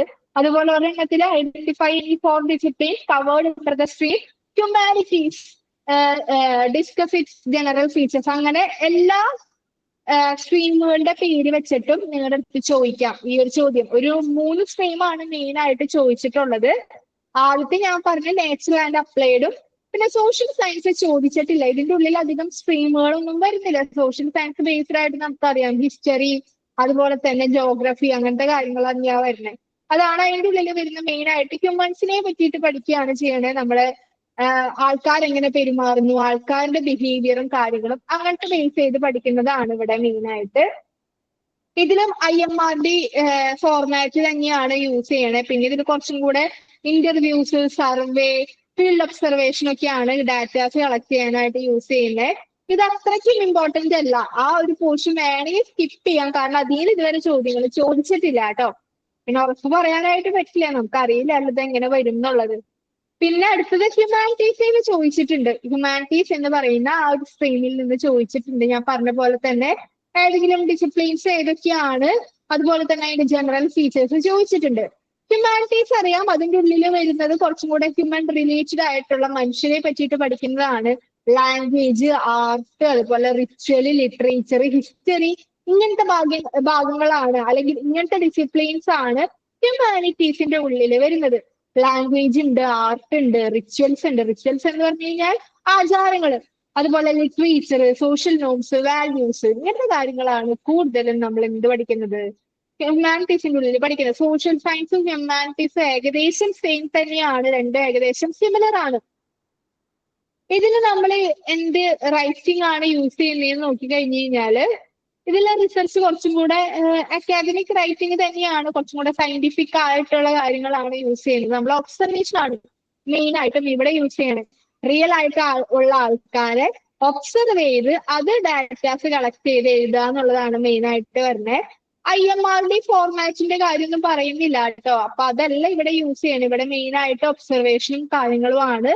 അതുപോലെ തന്നെ ഒരു വ്യക്തിനെ അല്ലെങ്കിൽ എന്താണോ നമ്മൾ ഒബ്സർവ് ചെയ്യുന്ന ആ കാര്യങ്ങള് നോട്ട് ഡൗൺ ചെയ്ത് അങ്ങനെ എഴുതുന്ന ഒരു ഫോർമാറ്റ് ആണ് മെയിൻ ആയിട്ട് ഇവിടെ വരുന്നത്. ഹ്യൂമാനിറ്റീസിൽ അതാണ് മെയിൻ ആയിട്ട് പറയുന്നത് കേട്ടോ. കണ്ടോ, ഇവിടെ മെയിൻ ആയിട്ട് പറയുന്നുണ്ട് ഹ്യൂമാനിറ്റീസിലെ റിസർച്ച് പേപ്പേഴ്സ് എന്ന് പറയുന്നത് പ്രൈമറിലി റിട്ടേൺ ആണ്. അതായത് എസ്സേസ് അങ്ങനത്തെ ഒരു രീതിയിലാണ് മെയിൻ ആയിട്ട് പോകുന്നത്. IMRD സ്റ്റൈൽ പേപ്പേഴ്സ് സോഷ്യൽ സയൻസിലാണുള്ളത്, ഹ്യൂമാനിറ്റീസിൽ ഇല്ലാന്നും പ്രത്യേകിച്ച് എടുത്ത് പറയുന്നുണ്ട് കേട്ടോ. അപ്പൊ IMRD ഫോർമാറ്റ് നമ്മൾ ആദ്യം പഠിച്ച 2 സ്ട്രീമിലാണുള്ളത്. നാച്ചുറൽ ആൻഡ് അപ്ലൈഡ് സയൻസിലും അതുപോലെ തന്നെ സോഷ്യൽ സയൻസിലാണ് IMRD ഫോർമാറ്റ് വരുന്നത്. ഹ്യൂമാനിറ്റീസ് അല്ലെങ്കിൽ ഹ്യൂമാനിറ്റീസ് എന്ന് പറയുന്ന സ്ട്രീമിൽ വരുന്നത് ക്രിട്ടിക്കൽ എസ്സേസ് അല്ലെങ്കിൽ എസ്സേ റൈറ്റിംഗ് അല്ലെങ്കിൽ കുറച്ചും കൂടെ പ്രൈമൽ ആയിട്ടുള്ള റൈറ്റിംഗ് ആണ് ഇവിടെ വരുന്നത്. ഇനി ലാസ്റ്റത്തെ സ്ട്രീമാണ് ബിസിനസ് ആൻഡ് പ്രൊഫഷണൽ ഡിഗ്രീസ് എന്ന് പറയുന്നത്. ബിസിനസ് ആൻഡ് പ്രൊഫഷണൽ ഡിഗ്രീസ് അതായത് കുറച്ചും കൂടെ നമുക്കറിയാം മാർക്കറ്റിംഗ്, മാനേജ്മെന്റ് അല്ലെങ്കിൽ എക്കണോമിക്സ്, ആ ഒരു ഫീൽഡാണ് ബിസിനസ് ആൻഡ് പ്രൊഫഷണൽ ഡിഗ്രീസ് വരുന്നത്. അപ്പോ ഇതും നമ്മുടെ അടുത്തൊരു ചോദ്യം ചോദിച്ചിട്ടുണ്ട്, ഇതും ഇമ്പോർട്ടന്റ് ആണ്. നാച്ചുറൽ ആൻഡ് അപ്ലൈഡ് സയൻസസും ബിസിനസ് ആൻഡ് പ്രൊഫഷണൽ ഡിഗ്രീസും ഇത് രണ്ടും എന്തായാലും പഠിക്കാം കേട്ടോ.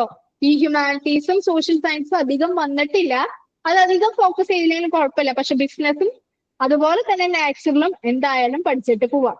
ഇപ്പൊ ബിസിനസിന്റെ ഉള്ളിൽ പറയുന്ന സ്ട്രീം അല്ലെങ്കിൽ ബിസിനസ് എന്ന് പറയുന്ന സ്ട്രീമിന്റെ ഉള്ളിൽ വരുന്ന ഡിസിപ്ലിനുകളാണ് accounting, finance, management, marketing, economics etcetera എന്ന് പറയുന്നതാണ് ഇതിന്റെ ഉള്ളിൽ വരുന്ന ഡിസിപ്ലിൻസ്. കുറച്ചും കൂടെ എക്കണോമിക് വേൾഡ് റിലേറ്റഡ് ആണ്, ഫിനാൻഷ്യൽ ആയിട്ടുള്ള കാര്യങ്ങളാണ് കൂടുതലും പറയുന്നത്. അല്ലെങ്കിൽ ഈ ഒരു സ്ട്രീമിൽ മെയിൻ ആയിട്ട് ബേസ് ചെയ്യുന്നത് അക്കൗണ്ടിങ്, എക്കണോമിക്സ് ഒക്കെ നോക്കുകയാണെങ്കിൽ കുറച്ചും കൂടെ സാമ്പത്തികപരമായിട്ടുള്ള നമ്മുടെ വേൾഡിലെ അവസ്ഥ, അങ്ങനത്തെ കാര്യങ്ങളൊക്കെയാണ് കൂടുതലും ഫോക്കസ് ചെയ്യണേ. ഇവിടെ നമ്മൾ നോക്കുകയാണെങ്കിൽ 2 രീതിയിലുള്ള അക്കാദമിക് റൈറ്റിംഗ്സ് ആണ് കൂടുതൽ യൂസ് ചെയ്യുന്നത്. ഒന്നെന്ന് പറയുന്നത് റിസർച്ച് പേപ്പേഴ്സിന് യൂസ് ചെയ്യുന്നതാണ്. ഇതിന് ഈ ഒരു ഡിസിപ്ലിൻ മെയിൻ ആയിട്ടും നമ്മൾ നേരത്തെ പറഞ്ഞ പോലെ തന്നെ IMRD സ്റ്റൈൽ തന്നെയാണ്. അപ്പൊ നിങ്ങൾ എന്ത് ചെയ്യുക, നാച്ചുറൽ ആൻഡ് ആ ഒരു ഭാഗം പഠിക്കുമ്പോൾ IMRD സ്റ്റൈൽ എന്താണെന്നുള്ളത് എന്തായാലും പഠിച്ചിട്ട് പോവാം. ഞാൻ പറഞ്ഞ പോലെ ഇൻട്രൊഡക്ഷൻ, മെത്തേഡ്, റിസൾട്ട്, ഡിസ്കഷൻ, ആ ഒരു പാർട്ട് എന്തായാലും പഠിച്ചിട്ട് പോവാം കേട്ടോ. കാരണം നമ്മുടെ ഹ്യൂമാനിറ്റീസിൽ ഒഴിച്ച് ബാക്കി എല്ലാത്തിലും ഈ ഒരു സ്റ്റൈല് തന്നെയാണ് ഫോളോ ചെയ്യണത്. IMRD സ്റ്റൈല് തന്നെയാണ് ഫോളോ ചെയ്യുന്നത് കേട്ടോ. അതുപോലെ തന്നെ സാധാ ഹ്യൂമാനിറ്റീസിൽ യൂസ് ചെയ്യുന്ന പ്രൈമൽ റൈറ്റിംഗും ഈ ഒരു ശാഖയിൽ യൂസ് ചെയ്യുന്നുണ്ട്. അതുപോലെ തന്നെ കുറച്ചും കൂടെ ഈ ഒരു എക്കണോമിക്സ് അല്ലെങ്കിൽ ആ ഒരു അക്കൗണ്ടിങ് മേഖല നോക്കുകയാണെങ്കിൽ കുറച്ചും കൂടെ എക്സ്പെരിമെന്റ് ബേസ്ഡ് തന്നെ ആയിട്ട് പോയിക്കുന്നതാണ്. ലബോറട്ടറി സെറ്റിങ്ങും അങ്ങനെ ഒബ്സർവേഷനും എല്ലാം ഉൾക്കൊണ്ട് തന്നെ പോകുന്ന ഒരു ഫീൽഡാണ് നമ്മുടെ ബിസിനസ് എന്ന് പറയുന്ന ഈ ഒരു ഫീൽഡ്. ഇത് കുറച്ചും കൂടെ പ്രൊഫഷണൽ ആയിട്ടുള്ള റൈറ്റിംഗ് ആവശ്യമുള്ളതാണ്. നമ്മുടെ പ്രൊജക്ട്, അതുപോലെ പ്രൊജക്ട് റിപ്പോർട്ട്, എല്ലാം sales report, case study, memo, അതുപോലെ ഒരു ബിസിനസ് നടത്തിക്കൊണ്ട് പോകാനായിട്ട് ആവശ്യമുള്ള കാര്യങ്ങളാണ് നമ്മൾ ഇതിന്ന് പഠിക്കുന്നത്, ഈ ഒരു ശാഖയിൽ നിന്ന് പഠിക്കുന്നത്. അപ്പൊ ഇവിടെ മെയിൻ ആയിട്ടും കുറച്ചും കൂടെ പ്രൊഫഷണൽ റൈറ്റിംഗ് ആണ്. IMRD സ്റ്റൈലും സാധാ ഹ്യൂമാനിറ്റീസിൽ നമ്മൾ യൂസ് ചെയ്യുന്ന സാധാ പ്രൈമൽ സ്റ്റൈലും ഒബ്സർവ് ചെയ്തിട്ട് നമ്മൾ കാര്യങ്ങൾ എഴുതുന്ന ആ ഒരു സ്റ്റൈലും എന്തിൽ യൂസ് ചെയ്യുന്നുണ്ട്, ബിസിനസ് ഫീൽഡിൽ യൂസ് ചെയ്യുന്നുണ്ട്. ഇതാണ് നമ്മുടെ ഡിസിപ്ലിൻസുകൾ വരുന്നത് കേട്ടോ. നാച്ചുറൽ ആൻഡ് അപ്ലൈഡ് സയൻസസ് വരുന്നുണ്ട്, അതുപോലെ സോഷ്യൽ സയൻസ് വരുന്നുണ്ട്, ഹ്യൂമാനിറ്റീസ് വരുന്നുണ്ട്, അതുപോലെ ബിസിനസ് ആൻഡ് പ്രൊഫഷണൽ സ്റ്റഡീസും വരുന്നുണ്ട്. ഇത്രയും കാര്യങ്ങളാണ് വരുന്നത് കേട്ടോ. ഈ ഒരു ഭാഗത്തു നിന്നാണ് ഈ ഒരു ചാപ്റ്ററിൽ നിന്ന് കൂടുതലായിട്ട് ചോദ്യങ്ങൾ ചോദിച്ചിട്ടുള്ളത്. അപ്പൊ അത് ഫോക്കസ് ചെയ്ത് പഠിക്കാനായിട്ട് നോക്കാം. ഓക്കെ ആണോ? ക്ലിയർ ആണോ? Yes, ma'am. ഓക്കെ.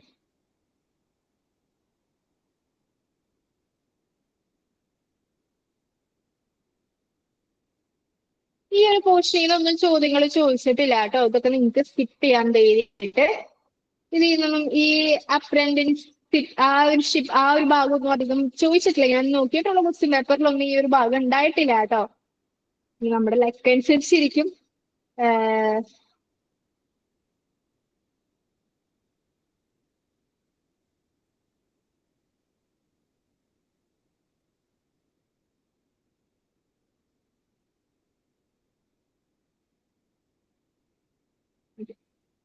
ഇനി അടുത്തത് 5ാമത്തെ ചാപ്റ്റർ ആണ്. ഈ ചാപ്റ്ററിൽ നോക്കുകയാണെങ്കിൽ ബേസിക്സ് ഓഫ് റൈറ്റിംഗ് ആണ്. എന്തൊക്കെ കാര്യങ്ങൾ എഴുതുമ്പോൾ നോക്കണം, എന്തൊക്കെ കാര്യങ്ങളാണ് ശ്രദ്ധിക്കേണ്ടതെന്നുള്ളതാണ്.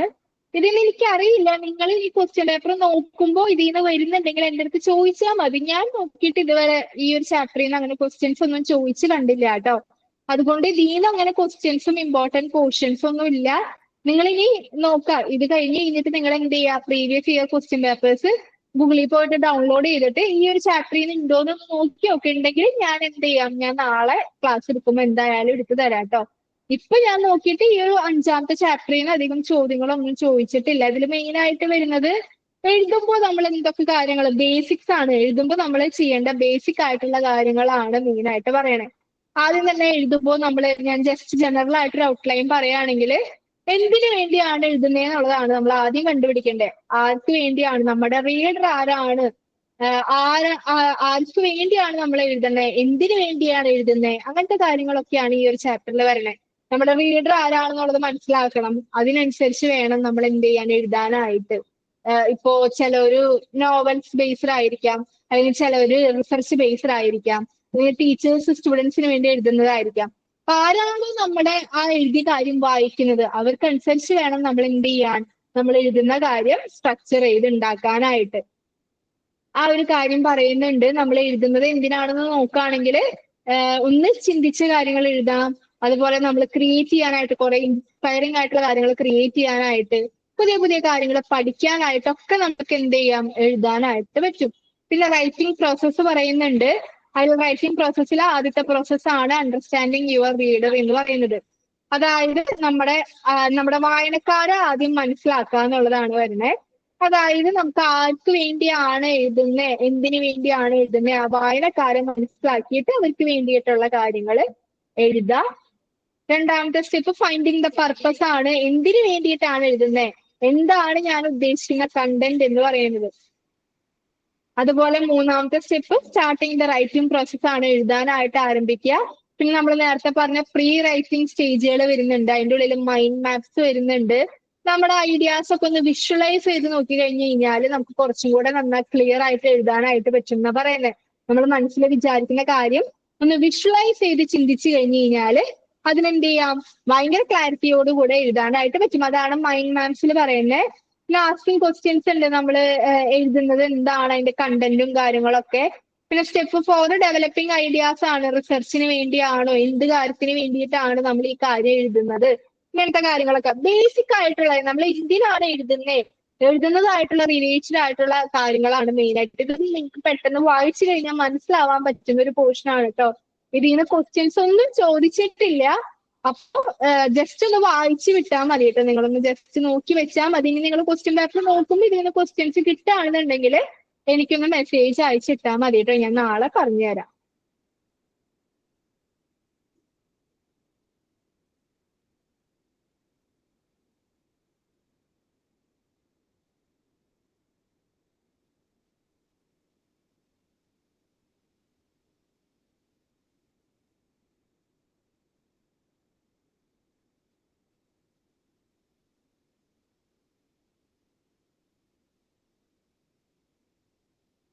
ഓക്കെ, ഇനി യൂണിറ്റ് 6ഉം 7ഉം അവിടെ നിൽക്കട്ടെ. നമുക്ക് ടൈം കുറച്ചധികമായി. ഞാനൊരു 8 പാഠം ഇന്ന് കവർ ചെയ്യാമെന്നാണ് വിചാരിച്ചിരിക്കണേ.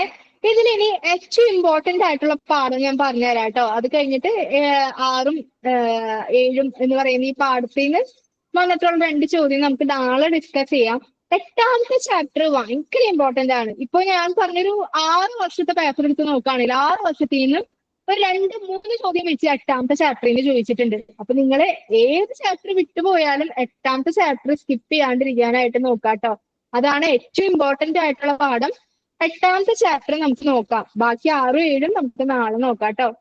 മാം നിങ്ങൾക്ക് അതുപോലെ ഈ പ്രീവിയസ് ഇയർ ക്വസ്റ്റ്യൻ പേപ്പേഴ്സിൽ എല്ലാ പ്രാവശ്യവും റിപ്പീറ്റഡ് ആണ് മീറ്റിംഗ് റിപ്പോർട്ട്, അതേപോലെ ബുക്ക് റിവ്യൂ എന്ന് പറഞ്ഞിട്ട് 2 സംഭവങ്ങൾ. അതൊന്ന് പറഞ്ഞു തരണം. പറഞ്ഞു തരാട്ടോ. ഞാൻ ഇന്നത്തേല് ഞാനത് നോക്കിയിട്ടില്ല. ഞാൻ 8ാമത്തെ ചാപ്റ്റർ വരെ ഞാൻ കവർ ചെയ്തിട്ടുണ്ടായിരുന്നുള്ളൂ. അത് ഞാൻ നാളെ നോക്കിയിട്ട് പറഞ്ഞു തരാട്ടോ. നിങ്ങൾക്ക് മറ്റൊന്നല്ലേ എക്സാം വരുന്നത്? അതെ, മറ്റന്നാള്. നാളെ എന്തായാലും പറഞ്ഞു തരാട്ടോ. ഓക്കെ. എനിക്കൊന്ന് മെസ്സേജ് അയച്ചല്ലോ. റൈറ്റിംഗ് റിപ്പോർട്ടും പിന്നെ എന്തായിരുന്നു? ബുക്ക് റിവ്യൂ, അതേപോലെ മീറ്റിംഗ് റിപ്പോർട്ടും. ഓക്കെ.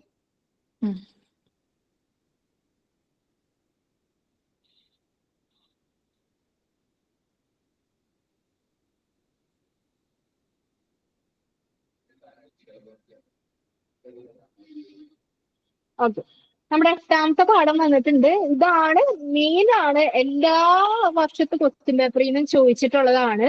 എന്താണ് കോപ്പിറൈറ്റ്, അതുപോലെ എന്താണ് പ്ലേജറിസം. ഈ 2 ഭാഗമാണ് ഈ ഒരു ചാപ്റ്ററിൽ മെയിൻ ആയിട്ട് പറയുന്നത്. പക്ഷെ ഇത് രണ്ടും എന്ത് വന്നിട്ടുണ്ട്, എല്ലാ വർഷത്തെ ക്വസ്റ്റ്യൻ പേപ്പറിലും വന്നിട്ടുണ്ട്. അപ്പൊ നിങ്ങൾ എന്ത് ചെയ്യാ, ഈ ഒരു 2 ഭാഗം എന്തായാലും പഠിച്ചിട്ട് പോവാ, സ്കിപ്പ് ചെയ്യരുത് കേട്ടോ.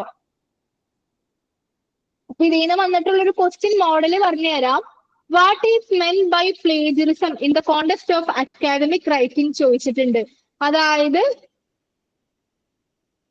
പ്ലേജറിസം എന്ന് പറഞ്ഞു കഴിഞ്ഞാൽ എന്താണ് ഉദ്ദേശിക്കുന്നത് എന്നുള്ളതാണ് ഒരു ചോദ്യം ചോദിച്ചിരിക്കുന്നത്. പ്ലേജറിസം എന്താണ്, അതുപോലെ തന്നെ വാട്ട് ഈസ് കോപ്പിറൈറ്റ് ലോസ് എന്ന് പറയുന്നത് ചോദിച്ചിട്ടുണ്ട്.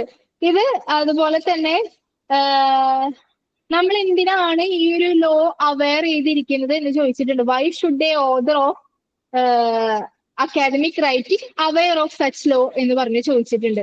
അപ്പൊ ഈ ഒരു ഭാഗം എന്ത് ചെയ്യാ, സ്കിപ്പ് ചെയ്യാണ്ട് പഠിച്ചിട്ട് പോവാ, നിർബന്ധമാണ്. എന്തായാലും നോക്കിയിട്ട് പോവാട്ടോ. കോപ്പിറൈറ്റും അതുപോലെ തന്നെ പ്ലേജറിസം എന്ന് പറയുന്നതും സ്കിപ്പ് ചെയ്യരുത് കേട്ടോ. അപ്പോ അത് നമുക്ക് നോക്കാം. എന്താണ് കോപ്പിറൈറ്റ് എന്നുള്ളത് നോക്കാം. ഇതാണ് 8ാമത്തെ ചാപ്റ്ററിൽ മെയിൻ ആയിട്ട് വന്നിട്ടുള്ളതാണ് കോപ്പിറൈറ്റും പ്ലേജറിസും. എല്ലാ വർഷത്തിലും നിങ്ങൾ ജസ്റ്റ് ക്വസ്റ്റ്യൻ പേപ്പർ എടുത്ത് നോക്കിയാൽ അറിയാം, എല്ലാ വർഷത്തിലും ചോദിച്ചിട്ടുണ്ട്. അപ്പൊ കോപ്പിറൈറ്റ് എന്താണെന്നുള്ളത് നോക്കാം. നമ്മൾ കേട്ടിട്ടുണ്ട് യൂട്യൂബിലൊക്കെ കോപ്പിറൈറ്റ് കിട്ടി, എന്റെ വീഡിയോക്ക് കോപ്പിറൈറ്റ് കിട്ടി എന്നൊക്കെ നമ്മൾ കേട്ടിട്ടുണ്ട്. അതാണ് കോപ്പിറൈറ്റ് ലോസ് എന്ന് പറഞ്ഞു കഴിഞ്ഞാൽ മറ്റുള്ളവരുടെ ഭാഗങ്ങൾ അല്ലെങ്കിൽ മറ്റുള്ളവരുടെ എന്തെങ്കിലും കണ്ടന്റ് നമ്മളെടുത്ത് യൂസ് ചെയ്ത് കഴിയുമ്പോൾ നമ്മൾക്ക് വരുന്നൊരു ലോ ഇഷ്യൂ ആണ് കോപ്പിറൈറ്റ് ലോ എന്ന് പറയുന്നത്.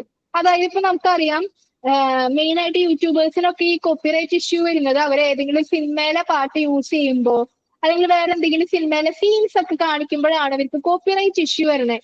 അപ്പോ അതായത് മറ്റുള്ളവർ ചെയ്തു വെച്ച വർക്കുകൾ, മറ്റുള്ളവർ ചെയ്തു വെച്ചിട്ടുള്ള എന്ത് വർക്കുകളായാലും അതിൽ നിന്ന് നമ്മൾ എടുത്തു കഴിഞ്ഞു കഴിഞ്ഞാൽ, അതിൽ നിന്ന് നമ്മൾ നമ്മുടെ ആവശ്യത്തിന് എടുത്തു കഴിഞ്ഞു കഴിഞ്ഞാൽ നമുക്ക് കോപ്പിറൈറ്റ് ഇഷ്യൂ വരും, അല്ലെങ്കിൽ ആ ഒരു ലോഡ് ഇഷ്യൂ വരും.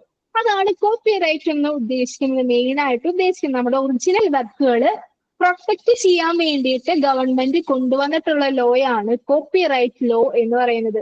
അതിപ്പോ ലിറ്റററി, അതായത് നമ്മുടെ നോവല് അല്ലെങ്കിൽ എന്തെങ്കിലും എഴുത്ത് കാര്യങ്ങളൊക്കെ ആയിക്കോട്ടെ, മ്യൂസിക്കൽ റിലേറ്റഡ് സോങ്സ് കാര്യങ്ങളായിക്കോട്ടെ, അല്ലെങ്കിൽ ആർട്ടിസ്റ്റിക് വർക്കുകളായിരിക്കാം, പെയിന്റിങ് കാര്യങ്ങളായിക്കോട്ടെ, ഇതൊക്കെ എന്താണ് കോപ്പിറൈറ്റ് ഇഷ്യൂ കിട്ടാനുള്ള കാര്യങ്ങളാണ്. അതായത് മറ്റുള്ളവരുടെ ഒരു വർക്കും നമ്മൾ നമ്മുടേതാന്ന് പറഞ്ഞിട്ട് എന്ത് ചെയ്യാൻ പാടില്ല, കോപ്പി ചെയ്യാനായിട്ട് പാടില്ല, അല്ലെങ്കിൽ നമ്മൾ യൂസ് ചെയ്യാനായിട്ട് വരുമ്പോ അല്ലെങ്കിൽ യൂസ് ചെയ്യുമ്പോൾ ഉണ്ടാവുന്ന ഒരു ഇഷ്യൂ ആണ് കോപ്പിറൈറ്റ് ഇഷ്യൂ എന്ന് പറയുന്നത്. അതുപോലെ തന്നെ എല്ലാ ഐഡിയാസും കോപ്പിറൈറ്റഡ് ആവുമെന്ന് ചോദിച്ചാൽ ഇല്ല, ചില കാര്യങ്ങളുണ്ട്. മെയിൻ ആയിട്ട് ലോഗോസ്, ബ്രാൻഡിന്റെ പേരുകള്, അതുപോലെ തന്നെ സ്ലോഗൻസ്, ഇതൊന്നും കോപ്പിറൈറ്റ് ഇഷ്യൂല് വരുന്ന കാര്യങ്ങളല്ല. മെയിൻ ആയിട്ട് വരുന്നത് സ്പീച്ച്, മ്യൂസിക്കൽ റിലേറ്റഡ് ആയിട്ടുള്ള കാര്യങ്ങള്, ഡിസ്കവറീസ്, അതുപോലെ നമ്മൾ കണ്ടുപിടിച്ച പുതിയ പുതിയ കാര്യങ്ങള്, നമ്മൾ എഴുതി കേട്ടുള്ള ഒരുപാട് നോവൽസ് കാര്യങ്ങൾ, അങ്ങനത്തെ കാര്യങ്ങൾക്കൊക്കെയാണ് കോപ്പിറൈറ്റ് ഇഷ്യൂസ് മെയിൻ ആയിട്ട് വരുന്നത്. അതുപോലെ തന്നെ മെയിൻ ആയിട്ടും ഈ ഒരു ലോ കൊണ്ടുവരാനുള്ള ഒരു കാരണം പറയുകയാണെങ്കിൽ നമ്മുടെ ഒറിജിനൽ വർക്ക് പ്രൊട്ടക്ട് ചെയ്യാൻ വേണ്ടിയാണ്. അതിപ്പോ നമുക്കായാലും ഇഷ്ടാവില്ലേ, നമ്മൾ കഷ്ടപ്പെട്ട് എഴുതി ഉണ്ടാക്കിയ ഒരു എഴുത്ത് അല്ലെങ്കിൽ നമ്മൾ എഴുതി ഉണ്ടാക്കിയ ഒരു നോവല് ആളുടെ പേരിൽ അടിച്ചിറക്കി കഴിഞ്ഞു കഴിഞ്ഞാൽ എന്താണ്? ഇഷ്യൂ ആണല്ലേ? അപ്പൊ അത് നമ്മുടെ ഒറിജിനൽ രേഖ പ്രൊട്ടക്ട് ചെയ്യാൻ വേണ്ടിയിട്ടാണ് കോപ്പിറൈറ്റ് ഇഷ്യൂസ് കൊണ്ടുവരുന്നത്. അതുപോലെ തന്നെ നമുക്ക് എന്തിനാണ് കോപ്പിറൈറ്റ് ലോസ് എന്ന് ഇവിടെ ചോദിക്കുന്നുണ്ട്. Why do we need to have copyright laws എന്ന് പറയുന്നത് ചോദിച്ചിട്ടുണ്ട്. ഒന്നെന്ന് പറയുന്നത് ഓതേഴ്സ് റൈറ്റ്സ് ആണ്. അതായത് കോപ്പിറൈറ്റ് എന്ന് പറഞ്ഞു കഴിഞ്ഞാല് എഴുത്തുകാരുടെ അവകാശം ഇത് ചെയ്യാൻ വേണ്ടിയിട്ടാണ്. നമ്മൾ എഴുതി ഉണ്ടാക്കി, ഞാൻ നേരത്തെ പറഞ്ഞ പോലെ ഓതേഴ്സ് കഷ്ടപ്പെട്ട് അവരുടെ ടൈം ഇത് ചെയ്ത് അവരുണ്ടാക്കിയ ക്രിയേറ്റീവ് ആയിട്ടുള്ള വർക്കുകളാണ്. ഇത് മറ്റൊരാൾ കോപ്പി അടിച്ചു കഴിഞ്ഞാൽ എന്താണ്? ബുദ്ധിമുട്ടാണ്. അപ്പൊ അങ്ങനെ ഉണ്ടാവാണ്ടിരിക്കാനാണ് കോപ്പിറൈറ്റ് ഇഷ്യൂസ് എസ്റ്റാബ്ലിഷ് ചെയ്തത്. അടുത്തതാണ് യൂട്ടിലിറ്റേറിയൻ എന്ന് പറയുന്നത്. കോപ്പിറൈറ്റ് ഇഷ്യൂ എന്ന് പറയുന്നത് ഓതേഴ്സിനും ക്രിയേറ്റേഴ്സിനും എന്തുണ്ടാക്കാനാണ്? ഇൻഡ്യൂസ്മെന്റ് ഉണ്ടാക്കാനായിട്ടും കൊണ്ടുവന്നതാണ്. അതായത് വേറൊരു വ്യക്തി അവരുടെ ബെനിഫിറ്റിന് വേണ്ടി ഇത് യൂസ് ചെയ്യാനായിട്ട് പാടില്ല. ഇപ്പൊ നമുക്കറിയാം, നമ്മളും ഇത് യൂസ് ചെയ്യുന്നുണ്ട്. അതായത് റിസർച്ച്, ഇനി നമ്മൾ തേർഡ് ഇയറിൽ പ്രൊജക്ട് ചെയ്യുമ്പോൾ നമുക്കറിയാം കോപ്പിറൈറ്റ് ഇഷ്യൂസ് നമ്മൾ നോക്കാറുണ്ട്. വേറെ ഒരാളുടെ പ്രൊജക്ട് നമ്മളെടുത്ത് നമ്മുടെയാന്ന് പറഞ്ഞിട്ട് ചെയ്യാണ്ടിരിക്കാനാണ്. അപ്പൊ അങ്ങനെ മറ്റുള്ളവരുടെ സംഭവങ്ങൾ നമ്മൾ നമ്മുടെയാന്ന് പറഞ്ഞിട്ടുള്ള പേരിൽ അത് പബ്ലിഷ് ചെയ്യാണ്ടിരിക്കാനാണ് കോപ്പിറൈറ്റ് ലോസ് കൊണ്ടുവരുന്നത്. പിന്നെ കോപ്പിറൈറ്റിന്റെ ഒരു ഹിസ്റ്ററി പറയുന്നുണ്ട്. ഞാൻ ജസ്റ്റ് ഒരു ഔട്ട്ലൈൻ ഹിസ്റ്ററി പറഞ്ഞുതരാം. അതായത് ആദ്യം നമ്മുടെ ഒരു പ്രിന്റിംഗ് മെഷീൻ കണ്ടുപിടിച്ചു. ആരാണ്? ജോഹനസ് ഗുൾട്ടൻബർഗ് എന്ന് പറഞ്ഞിട്ടൊരു വ്യക്തി ജർമ്മനിയില് ഒരു പ്രിന്റിംഗ് മെഷീൻ കണ്ടുപിടിച്ചു 1440. ഇതില് മെയിൻ ആയിട്ടും എന്താണ്? മെഷീനൽ പ്രോസസ് ആണ്. ഇവരെന്ത് ചെയ്തു എന്ന് വെച്ച് കഴിഞ്ഞാൽ മറ്റുള്ളവരുടെ വർക്കുകൾ ഇവർ കോപ്പി ചെയ്യാനായിട്ട് ആരംഭിച്ചു. പ്രിന്റിംഗ് മെഷീന്റെ പ്രത്യേകത അറിയാം. പണ്ട് നോക്കുകയാണെന്നുണ്ടെങ്കിൽ അവര് പ്രിന്റ് ചെയ്താൽ മതി, എഴുതേണ്ട ആവശ്യമില്ല. പണ്ടത്തെ കാലത്ത് എല്ലാവരും റിട്ടേൺ ആയിട്ടാണ് അവരവരുടെ വർക്കുകൾ എഴുതാറുള്ളത്. അപ്പൊ പ്രിന്റിംഗ് മെഷീൻ വന്നേ പിന്നെ എന്തായി? എല്ലാവരും അതിൽ അച്ചടിക്കാനായിട്ട് തുടങ്ങി. അതുപോലെ മറ്റുള്ളവരുടെ വർക്കുകളൊക്കെ പ്രിന്റിംഗ് മെഷീനിൽ അച്ചടിക്കാനായിട്ട് തുടങ്ങി. അപ്പൊ അത് ബുദ്ധിമുട്ടായി തുടങ്ങി. അതുപോലെ തന്നെ എല്ലാ റൈറ്റേഴ്സും പിന്നെ എഴുതാനുള്ള ബുദ്ധിമുട്ടുകൊണ്ട് പ്രിന്റ് ചെയ്യാനായിട്ട് സ്റ്റാർട്ട് ചെയ്തു. ലാസ്റ്റ് കുറച്ച് നാൾ കഴിഞ്ഞപ്പോ ഈ റൈറ്റേഴ്സ് ഹാൻഡ് റിട്ടൺ ചെയ്ത് കഷ്ടപ്പെട്ടുണ്ടാക്കിയത് ഇവരെന്ത് ചെയ്തു? പ്രിന്റിംഗ് മെഷീനിൽ കോപ്പി ചെയ്ത് ഡ്യൂപ്ലിക്കേറ്റ് വേർഷൻസ് ഇറക്കാനായിട്ട് തുടങ്ങി. അതെന്താക്കി? ഈ ആൾക്കാർക്ക് ബുദ്ധിമുട്ടായി തുടങ്ങി. നമ്മുടെ ഒറിജിനൽ റൈറ്റേഴ്സിന് അല്ലെങ്കിൽ ഓതേഴ്സിനൊക്കെ ബുദ്ധിമുട്ടായി തുടങ്ങി. അങ്ങനെ ഇംഗ്ലണ്ടില് മെയിൻ ആയിട്ടും ആദ്യമായിട്ട് എന്ത് വരുന്നത്? കോപ്പി റൈറ്റ് ലോ എന്ന് പറയുന്നത് വരുന്നത് 18ാമത്തെ സെഞ്ചുറിയിലാണ്. ഫസ്റ്റത്തെ കോപ്പി റൈറ്റ് ഇംഗ്ലണ്ടിലാണ് എന്ത് ചെയ്യുന്നത്? പബ്ലിഷ് ചെയ്യുന്നത്. അതായത് മെയിൻ ആയിട്ടും ആരും ഓതേഴ്സിന്റെയും അല്ലെങ്കിൽ പർച്ചേഴ്സിന്റെയും ഒന്നും കോപ്പീസ് എന്ത് ചെയ്യരുത്? അവർക്ക് താല്പര്യം ഉണ്ടെങ്കിൽ മാത്രം എന്ത് ചെയ്യാനായിട്ട് പാടുള്ളൂ? എസ്റ്റാബ്ലിഷ് ചെയ്യാനായിട്ട് പാടുള്ളൂ. അവരുടെ നമ്മൾ ഉറപ്പ് വാങ്ങിക്കണം. അല്ലാന്നുണ്ടെങ്കിൽ അത് നമ്മുടെ എന്ന് പറഞ്ഞ് പബ്ലിഷ് ചെയ്യാനോ അല്ലെങ്കിൽ വേറെ കോപ്പി ചെയ്യാനായിട്ടോ പാടില്ല എന്ന് പറയുന്ന ലോയാണ് കോപ്പി റൈറ്റ് ലോ എന്ന് പറയുന്നത്.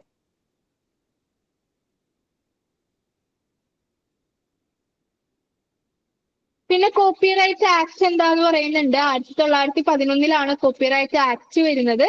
ആ ഒരു ഇഷ്യൂവിന്റെ പേരിൽ നമ്മൾ അന്ന് പറഞ്ഞു ഇംഗ്ലണ്ടിലാണ് മെയിൻ ആയിട്ട് ഇത് ആദ്യമായിട്ട് കൊണ്ടുവരുന്നത്. Music, painting of A sculpture, അങ്ങനെ എന്ത് സാധനമാവാം. അതായത് ഒരു പാട്ട് വേറൊരു വ്യക്തി ആളുടെ പാട്ടാന്ന് പറഞ്ഞ് പരക്കുന്നത്, അല്ലെങ്കിൽ ഒരു പെയിന്റിങ് വേറൊരു വ്യക്തി വരച്ച പെയിന്റിങ് വേറൊരാൾ വരച്ചത് ഇത് ചെയ്യുന്നത്. അതുപോലെ തന്നെ ഒരാൾ ഉണ്ടാക്കിയ സ്കൾപ്ചർ എന്ന് പറഞ്ഞാൽ രൂപങ്ങൾ ഉണ്ടാക്കില്ലേ, പ്രതിമകള്. ആ പ്രതിമകള് വേറൊരാൾ ആളുടെ വർക്കാന്ന് പറഞ്ഞ് ഉണ്ടാക്കുന്നത്. ഇതൊക്കെ എന്താണ്? കോപ്പിറൈറ്റ് ഇഷ്യൂസ് ഉണ്ടാക്കുന്ന കാര്യങ്ങളാണ്. ഇത് ഇങ്ങനെ ഇല്ലാണ്ടിരിക്കാനാണ് കോപ്പിറൈറ്റ് ആക്ട് 1911 പബ്ലിഷ് ചെയ്തത്. അതുപോലെ ഇന്ത്യയിൽ എന്നാണ് കോപ്പിറൈറ്റ് ലോ വന്നത്? Evolution of copyright law in India പറയുന്നുണ്ട്. എല്ലാം മെയിൻ ആയിട്ടും ബ്രിട്ടീഷുകാരാണ് നമ്മുടെ ഇന്ത്യയിലും കോപ്പിറൈറ്റ് ലോ കൊണ്ടുവന്നത് എന്നാണ് പറയുന്നത്. ബ്രിട്ടീഷുകാരാണ് കോപ്പിറൈറ്റ് ആക്ട് 1847 ആ ഒരു സമയത്ത് സൗത്ത് ഈസ്റ്റ് ഇന്ത്യ കമ്പനിയാണ്, അതായത് നമ്മുടെ ബ്രിട്ടീഷുകാരാണ് ഈ കോപ്പിറൈറ്റ് ആക്ട് ഇന്ത്യയിൽ കൊണ്ടുവന്നിട്ടുള്ളത്. അതുപോലെ തന്നെ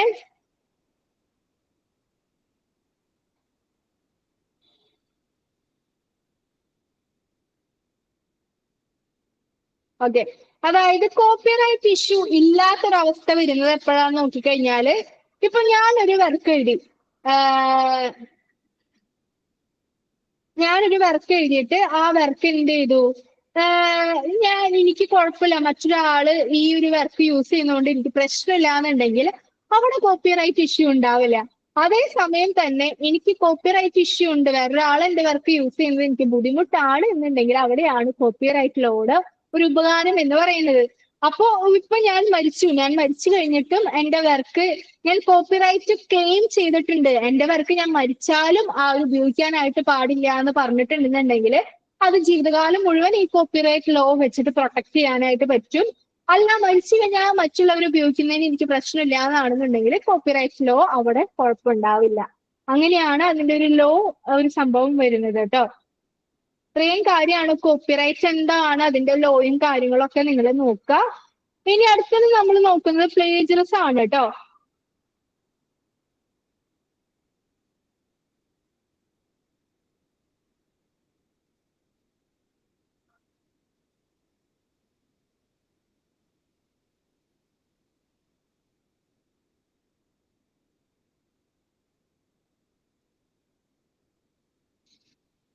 ഓക്കെ, പ്ലേജറിസം എന്ന് പറഞ്ഞു കഴിഞ്ഞാൽ ഇത് നമ്മൾ മെയിൻ ആയിട്ട് റിസർച്ച് ഒക്കെ ചെയ്യുമ്പോൾ നമുക്ക് പണി കിട്ടുന്ന ഒരു പരിപാടിയാണ് പ്ലേജറിസം. നമ്മൾ റിസർച്ച് ചെയ്യുമ്പോൾ നമ്മൾ ഇന്റർനെറ്റിൽ നിന്നോ അല്ലെങ്കിൽ എന്തിൽ നിന്നോ എടുത്തിട്ട് കോപ്പി പേസ്റ്റ് ചെയ്തിട്ടുണ്ടെങ്കിൽ അതെന്താണ്, പ്ലേജറിസം ആണ്. നമ്മുടെ വർക്കിൽ വന്നിട്ടുള്ള പ്ലേജറിസം ആണത്. അതായത് സ്കൂളിലും കോളേജ്, യൂണിവേഴ്സിറ്റി ഇതിലൊക്കെയാണ് കൂടുതലായിട്ടും പ്ലേജറിസം നോക്കണം. അക്കാദമിക് ഇന്റഗ്രിറ്റിക്ക് വേണ്ടിയിട്ടാണ് പ്ലേജറിസം ചെക്ക് ചെയ്യണേ. നമ്മളൊരു അസൈൻമെന്റ് എഴുതുമ്പോൾ, അതുപോലെ തന്നെ നമ്മളൊരു റിസർച്ച് കണ്ടക്ട് ചെയ്യുമ്പോൾ നമ്മൾ പ്ലേജറിസം ചെക്ക് ചെയ്യും. പ്ലേജറിസം എന്ന് പറഞ്ഞു കഴിഞ്ഞാൽ നമ്മൾ വേറെ എന്തെങ്കിലും ഭാഗത്തുനിന്ന് കോപ്പി പേസ്റ്റ് ചെയ്തിട്ടുണ്ടെങ്കിൽ അല്ലെങ്കിൽ കോപ്പി അടിച്ചിട്ടുണ്ടെങ്കിൽ അതെന്താണ്, പ്ലേജറിസം ഉള്ള വർക്കാണ്. അതാണ് മെയിൻ ആയിട്ട് പ്ലേജറിസം കൊണ്ട് ഉദ്ദേശിക്കുന്നത്.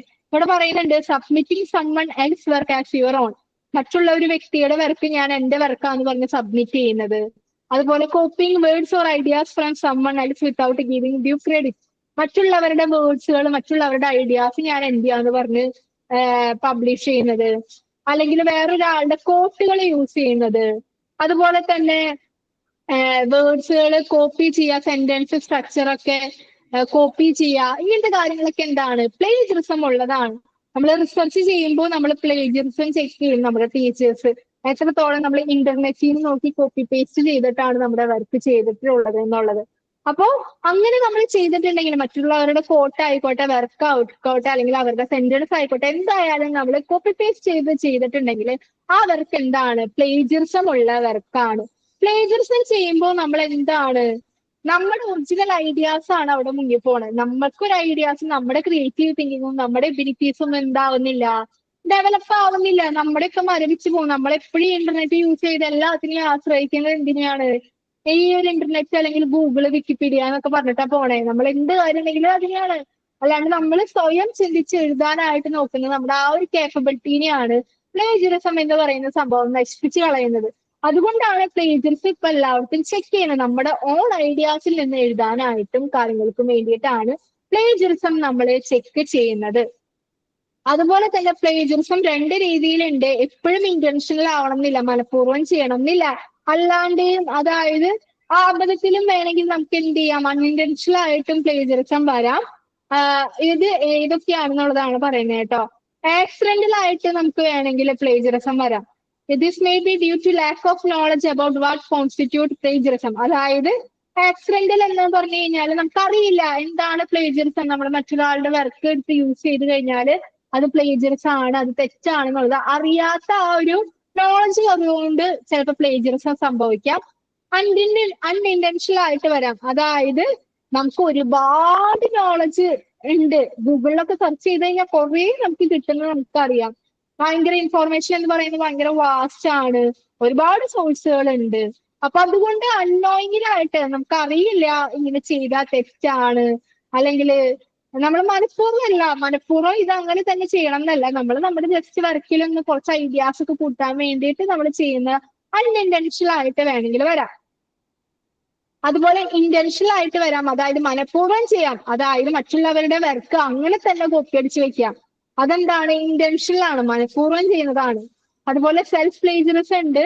നമ്മുടെ സെൽഫ് പബ്ലിഷ്ഡ് ആയിട്ടുള്ള വർക്കിൽ നിന്ന് തന്നെ വീണ്ടും നമ്മൾ ഇതിലേക്ക്, അതായത് ഞാൻ മുമ്പ് ഒരു വർക്ക് ചെയ്തിട്ടുണ്ട്, അതിൽ നിന്ന് തന്നെ വീണ്ടും ഞാൻ കോപ്പി പേസ്റ്റ് ചെയ്ത്, എന്റെ വർക്ക് തന്നെയാണ്, പക്ഷെ അതിൽ നിന്ന് തന്നെ വീണ്ടും കോപ്പി പേസ്റ്റ് ചെയ്ത് വീണ്ടും അടുത്ത വർക്കിലേക്ക് ആഡ് ചെയ്ത് കയറ്റുന്നത് എന്താണ്? സെൽഫ് പ്ലേജർസ് ആണ്. അതും പ്ലേജർസ് ആണ്. ഞാൻ മുമ്പ് ചെയ്ത വർക്ക് മുമ്പ് ചെയ്തു, അതിൽ നിന്ന് നമ്മൾ ഇനി എന്ത് ചെയ്യരുത്? ഐഡിയാസ് എടുക്കരുത്. പുതിയതിന് നമ്മൾ പുതിയ ഐഡിയാസ് വേണം ഡെവലപ്പ് ചെയ്തെടുക്കാനായിട്ട്. അതാണ് സെൽഫ് പ്ലേജറിസം എന്ന് പറഞ്ഞാൽ മുമ്പത്തെ കാര്യങ്ങൾ വീണ്ടും നമ്മൾ ആഡ് ചെയ്തെടുക്കുന്നതാണ് കേട്ടോ. അതുപോലെ തന്നെ പ്ലേജറിസത്തിൽ കുറെ ടൈപ്പ് ഓഫ് മെത്തേഡുകൾ ഉണ്ട്. പല രീതിയിൽ നമുക്ക് പ്ലേജറിസം ചെയ്യാൻ പറ്റും. കോപ്പി പേസ്റ്റ് ഞാൻ പറഞ്ഞ പോലെ തന്നെ അതാണ് നമ്പർ 1 മെത്തേഡാണ് കോപ്പി പേസ്റ്റ് എന്ന് പറയുന്നത്. നമുക്ക് ആവശ്യമുള്ള ഇൻഫോർമേഷൻ കോപ്പി പേസ്റ്റ് ചെയ്തെടുക്കുക എന്നുള്ളത്. ഐഡിയ പ്ലേജറിസം എന്ന് പറയുന്നത് ഉണ്ട്. Using similar concept or opinion which is not common knowledge. അതായത് മെയിൻ കോമൺ കൺസെപ്റ്റ് തന്നെ എടുത്ത് ചെയ്യുന്നതാണ്. അതും ഒരു ഐഡിയ പ്ലേജറിസം ആണ്. അതായത് എല്ലാവരും യൂസ് ചെയ്യുന്ന ഐഡിയ തന്നെ വീണ്ടും ഞാനിട്ട് ചെയ്യുന്നത്. അതുപോലെ പാരാഫ്രേസിങ് വരുന്നുണ്ട്. പാരാഫ്രേസിങ് എന്ന് പറഞ്ഞു കഴിഞ്ഞാല് ഗ്രാമർ ചേഞ്ച് ചെയ്യുക, വേർഡ്സ് ജസ്റ്റ് ഒന്ന് റീഓർഡർ ചെയ്യുക. അതായത് നമ്മളൊരു സെന്റൻസ് ഗൂഗിളിൽ നിന്ന് കോപ്പി പേസ്റ്റ് അടിച്ചു, അപ്പൊ നമുക്കറിയാം പ്ലേജറിസം ചെക്ക് ചെയ്യുന്നുള്ളത്. അപ്പൊ നമ്മൾ എന്ത് ചെയ്യും? അതിനെ പാരാഫ്രൈസ് ചെയ്യും. പാരാഫ്രൈസ് എന്ന് പറഞ്ഞു കഴിഞ്ഞാല് ഫുള്ള് ആ സെന്റൻസിന്റെ ഗ്രാമർ, അതുപോലെ ആ സെന്റൻസിന്റെ ചില വാക്കുകളൊക്കെ മാറ്റിയിട്ട് ഒന്ന് പുതിയൊരു സെന്റൻസ് ആക്കി എടുക്കുക. അതിനെയാണ് പാരാഫ്രേസിങ് എന്ന് പറയുന്നത്. ഇതും ഒരു എന്ത് മെത്തേഡാണ്? ഒരു പ്ലേജറിസം മെത്തേഡാണ്. പിന്നെ ആർട്ടിസ്റ്റിക് പ്ലേജറിസം ഉണ്ട്. അതായത് media, text, image, voice, video ഇതൊക്കെ കോപ്പി അടിക്കുന്നത്. അതുപോലെ കോഡ് പ്ലേജറിസം ഉണ്ട്. അതായത് പ്രോഗ്രാം കോഡുകൾ, അൽഗോരിതം, ഫങ്ഷൻസ്, കമ്പ്യൂട്ടർ ബേസ്ഡ് ആയിട്ടുള്ള കാര്യങ്ങൾ കോപ്പി അടിക്കുന്നത്. അതുപോലെ forgotten or expert link to resources ഉണ്ട്. അതായത് റെഫറൻസിന് വേണ്ടി യൂസ് ചെയ്യുന്ന കാര്യങ്ങൾ നമ്മൾ അങ്ങനത്തെ ഡേറ്റും ലിങ്കും കാര്യങ്ങളൊക്കെ കോപ്പി അടിക്കുന്നതുണ്ട്. അതുപോലെ തന്നെ manifestation of reference, translated plagiarism, ഇങ്ങനെ ഒരുപാട് ടൈപ്പ് ഓഫ് പ്ലേജറിസം മെത്തേഡുകൾ നമുക്ക് കാണാനായിട്ട് പറ്റും.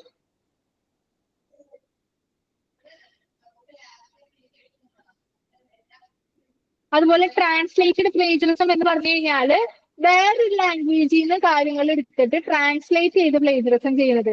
നമ്മൾ ചിലപ്പോൾ ഇംഗ്ലീഷിൽ നിന്നായിരിക്കും ചെയ്യുന്നുണ്ടാവുക, കോപ്പി പേസ്റ്റ് അടിക്കുന്നുണ്ടാവുക. നമുക്ക് ഇംഗ്ലീഷാണ് വേണ്ടത്, പക്ഷെ നമ്മൾ എന്ത് ചെയ്തു?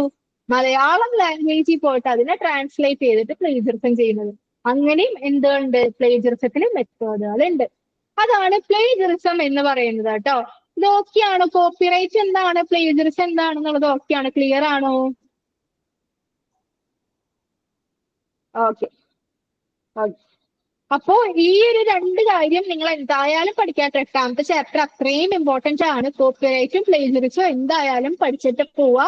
അതുപോലെ തന്നെ ഫസ്റ്റ് ചാപ്റ്ററിൽ നിന്നുള്ള ആ ഒരു ക്രിട്ടിക്കൽ തിങ്കിങ്ങിന്റെ എലമെന്റ്സ് ഇല്ലേ, ആ എലമെന്റ്സ് പഠിക്കുക. അതുപോലെ തന്നെ 3 ബേസിക് ടെക്നിക്കുകൾ പഠിക്കുക. പിന്നെ നമ്മൾ പറഞ്ഞത് യൂണിറ്റ് 2, 3, 4 ആണ്. അതൊന്നും ഭയങ്കര റിപ്പീറ്റഡ് ആയിട്ട് വന്നിട്ടില്ലെങ്കിലും അതിൽ ഞാൻ പറഞ്ഞിട്ടുള്ള ക്വസ്റ്റ്യൻസ് നന്നായിട്ട് പഠിക്കാനായിട്ട് നോക്കാട്ടോ. ഇനി ബാക്കിയുള്ള പോർഷൻസ് നമ്മൾ നാളെ കവർ ചെയ്യും കേട്ടോ. അപ്പൊ ഓക്കെ, താങ്ക് യു. എന്തെങ്കിലും ഡൗട്ടുകളോ അതുപോലെ തന്നെ നിങ്ങൾ ഞാൻ എടുത്ത പാഠത്തിൽ നിന്ന് വീണ്ടും റിപ്പീറ്റഡ് ആയിട്ട് ക്വസ്റ്റ്യൻസ് വരുന്നുണ്ടെന്ന് നിങ്ങൾക്ക് തോന്നുകയാണെങ്കിൽ അതും കൂടെ പറഞ്ഞോളൂ കേട്ടോ.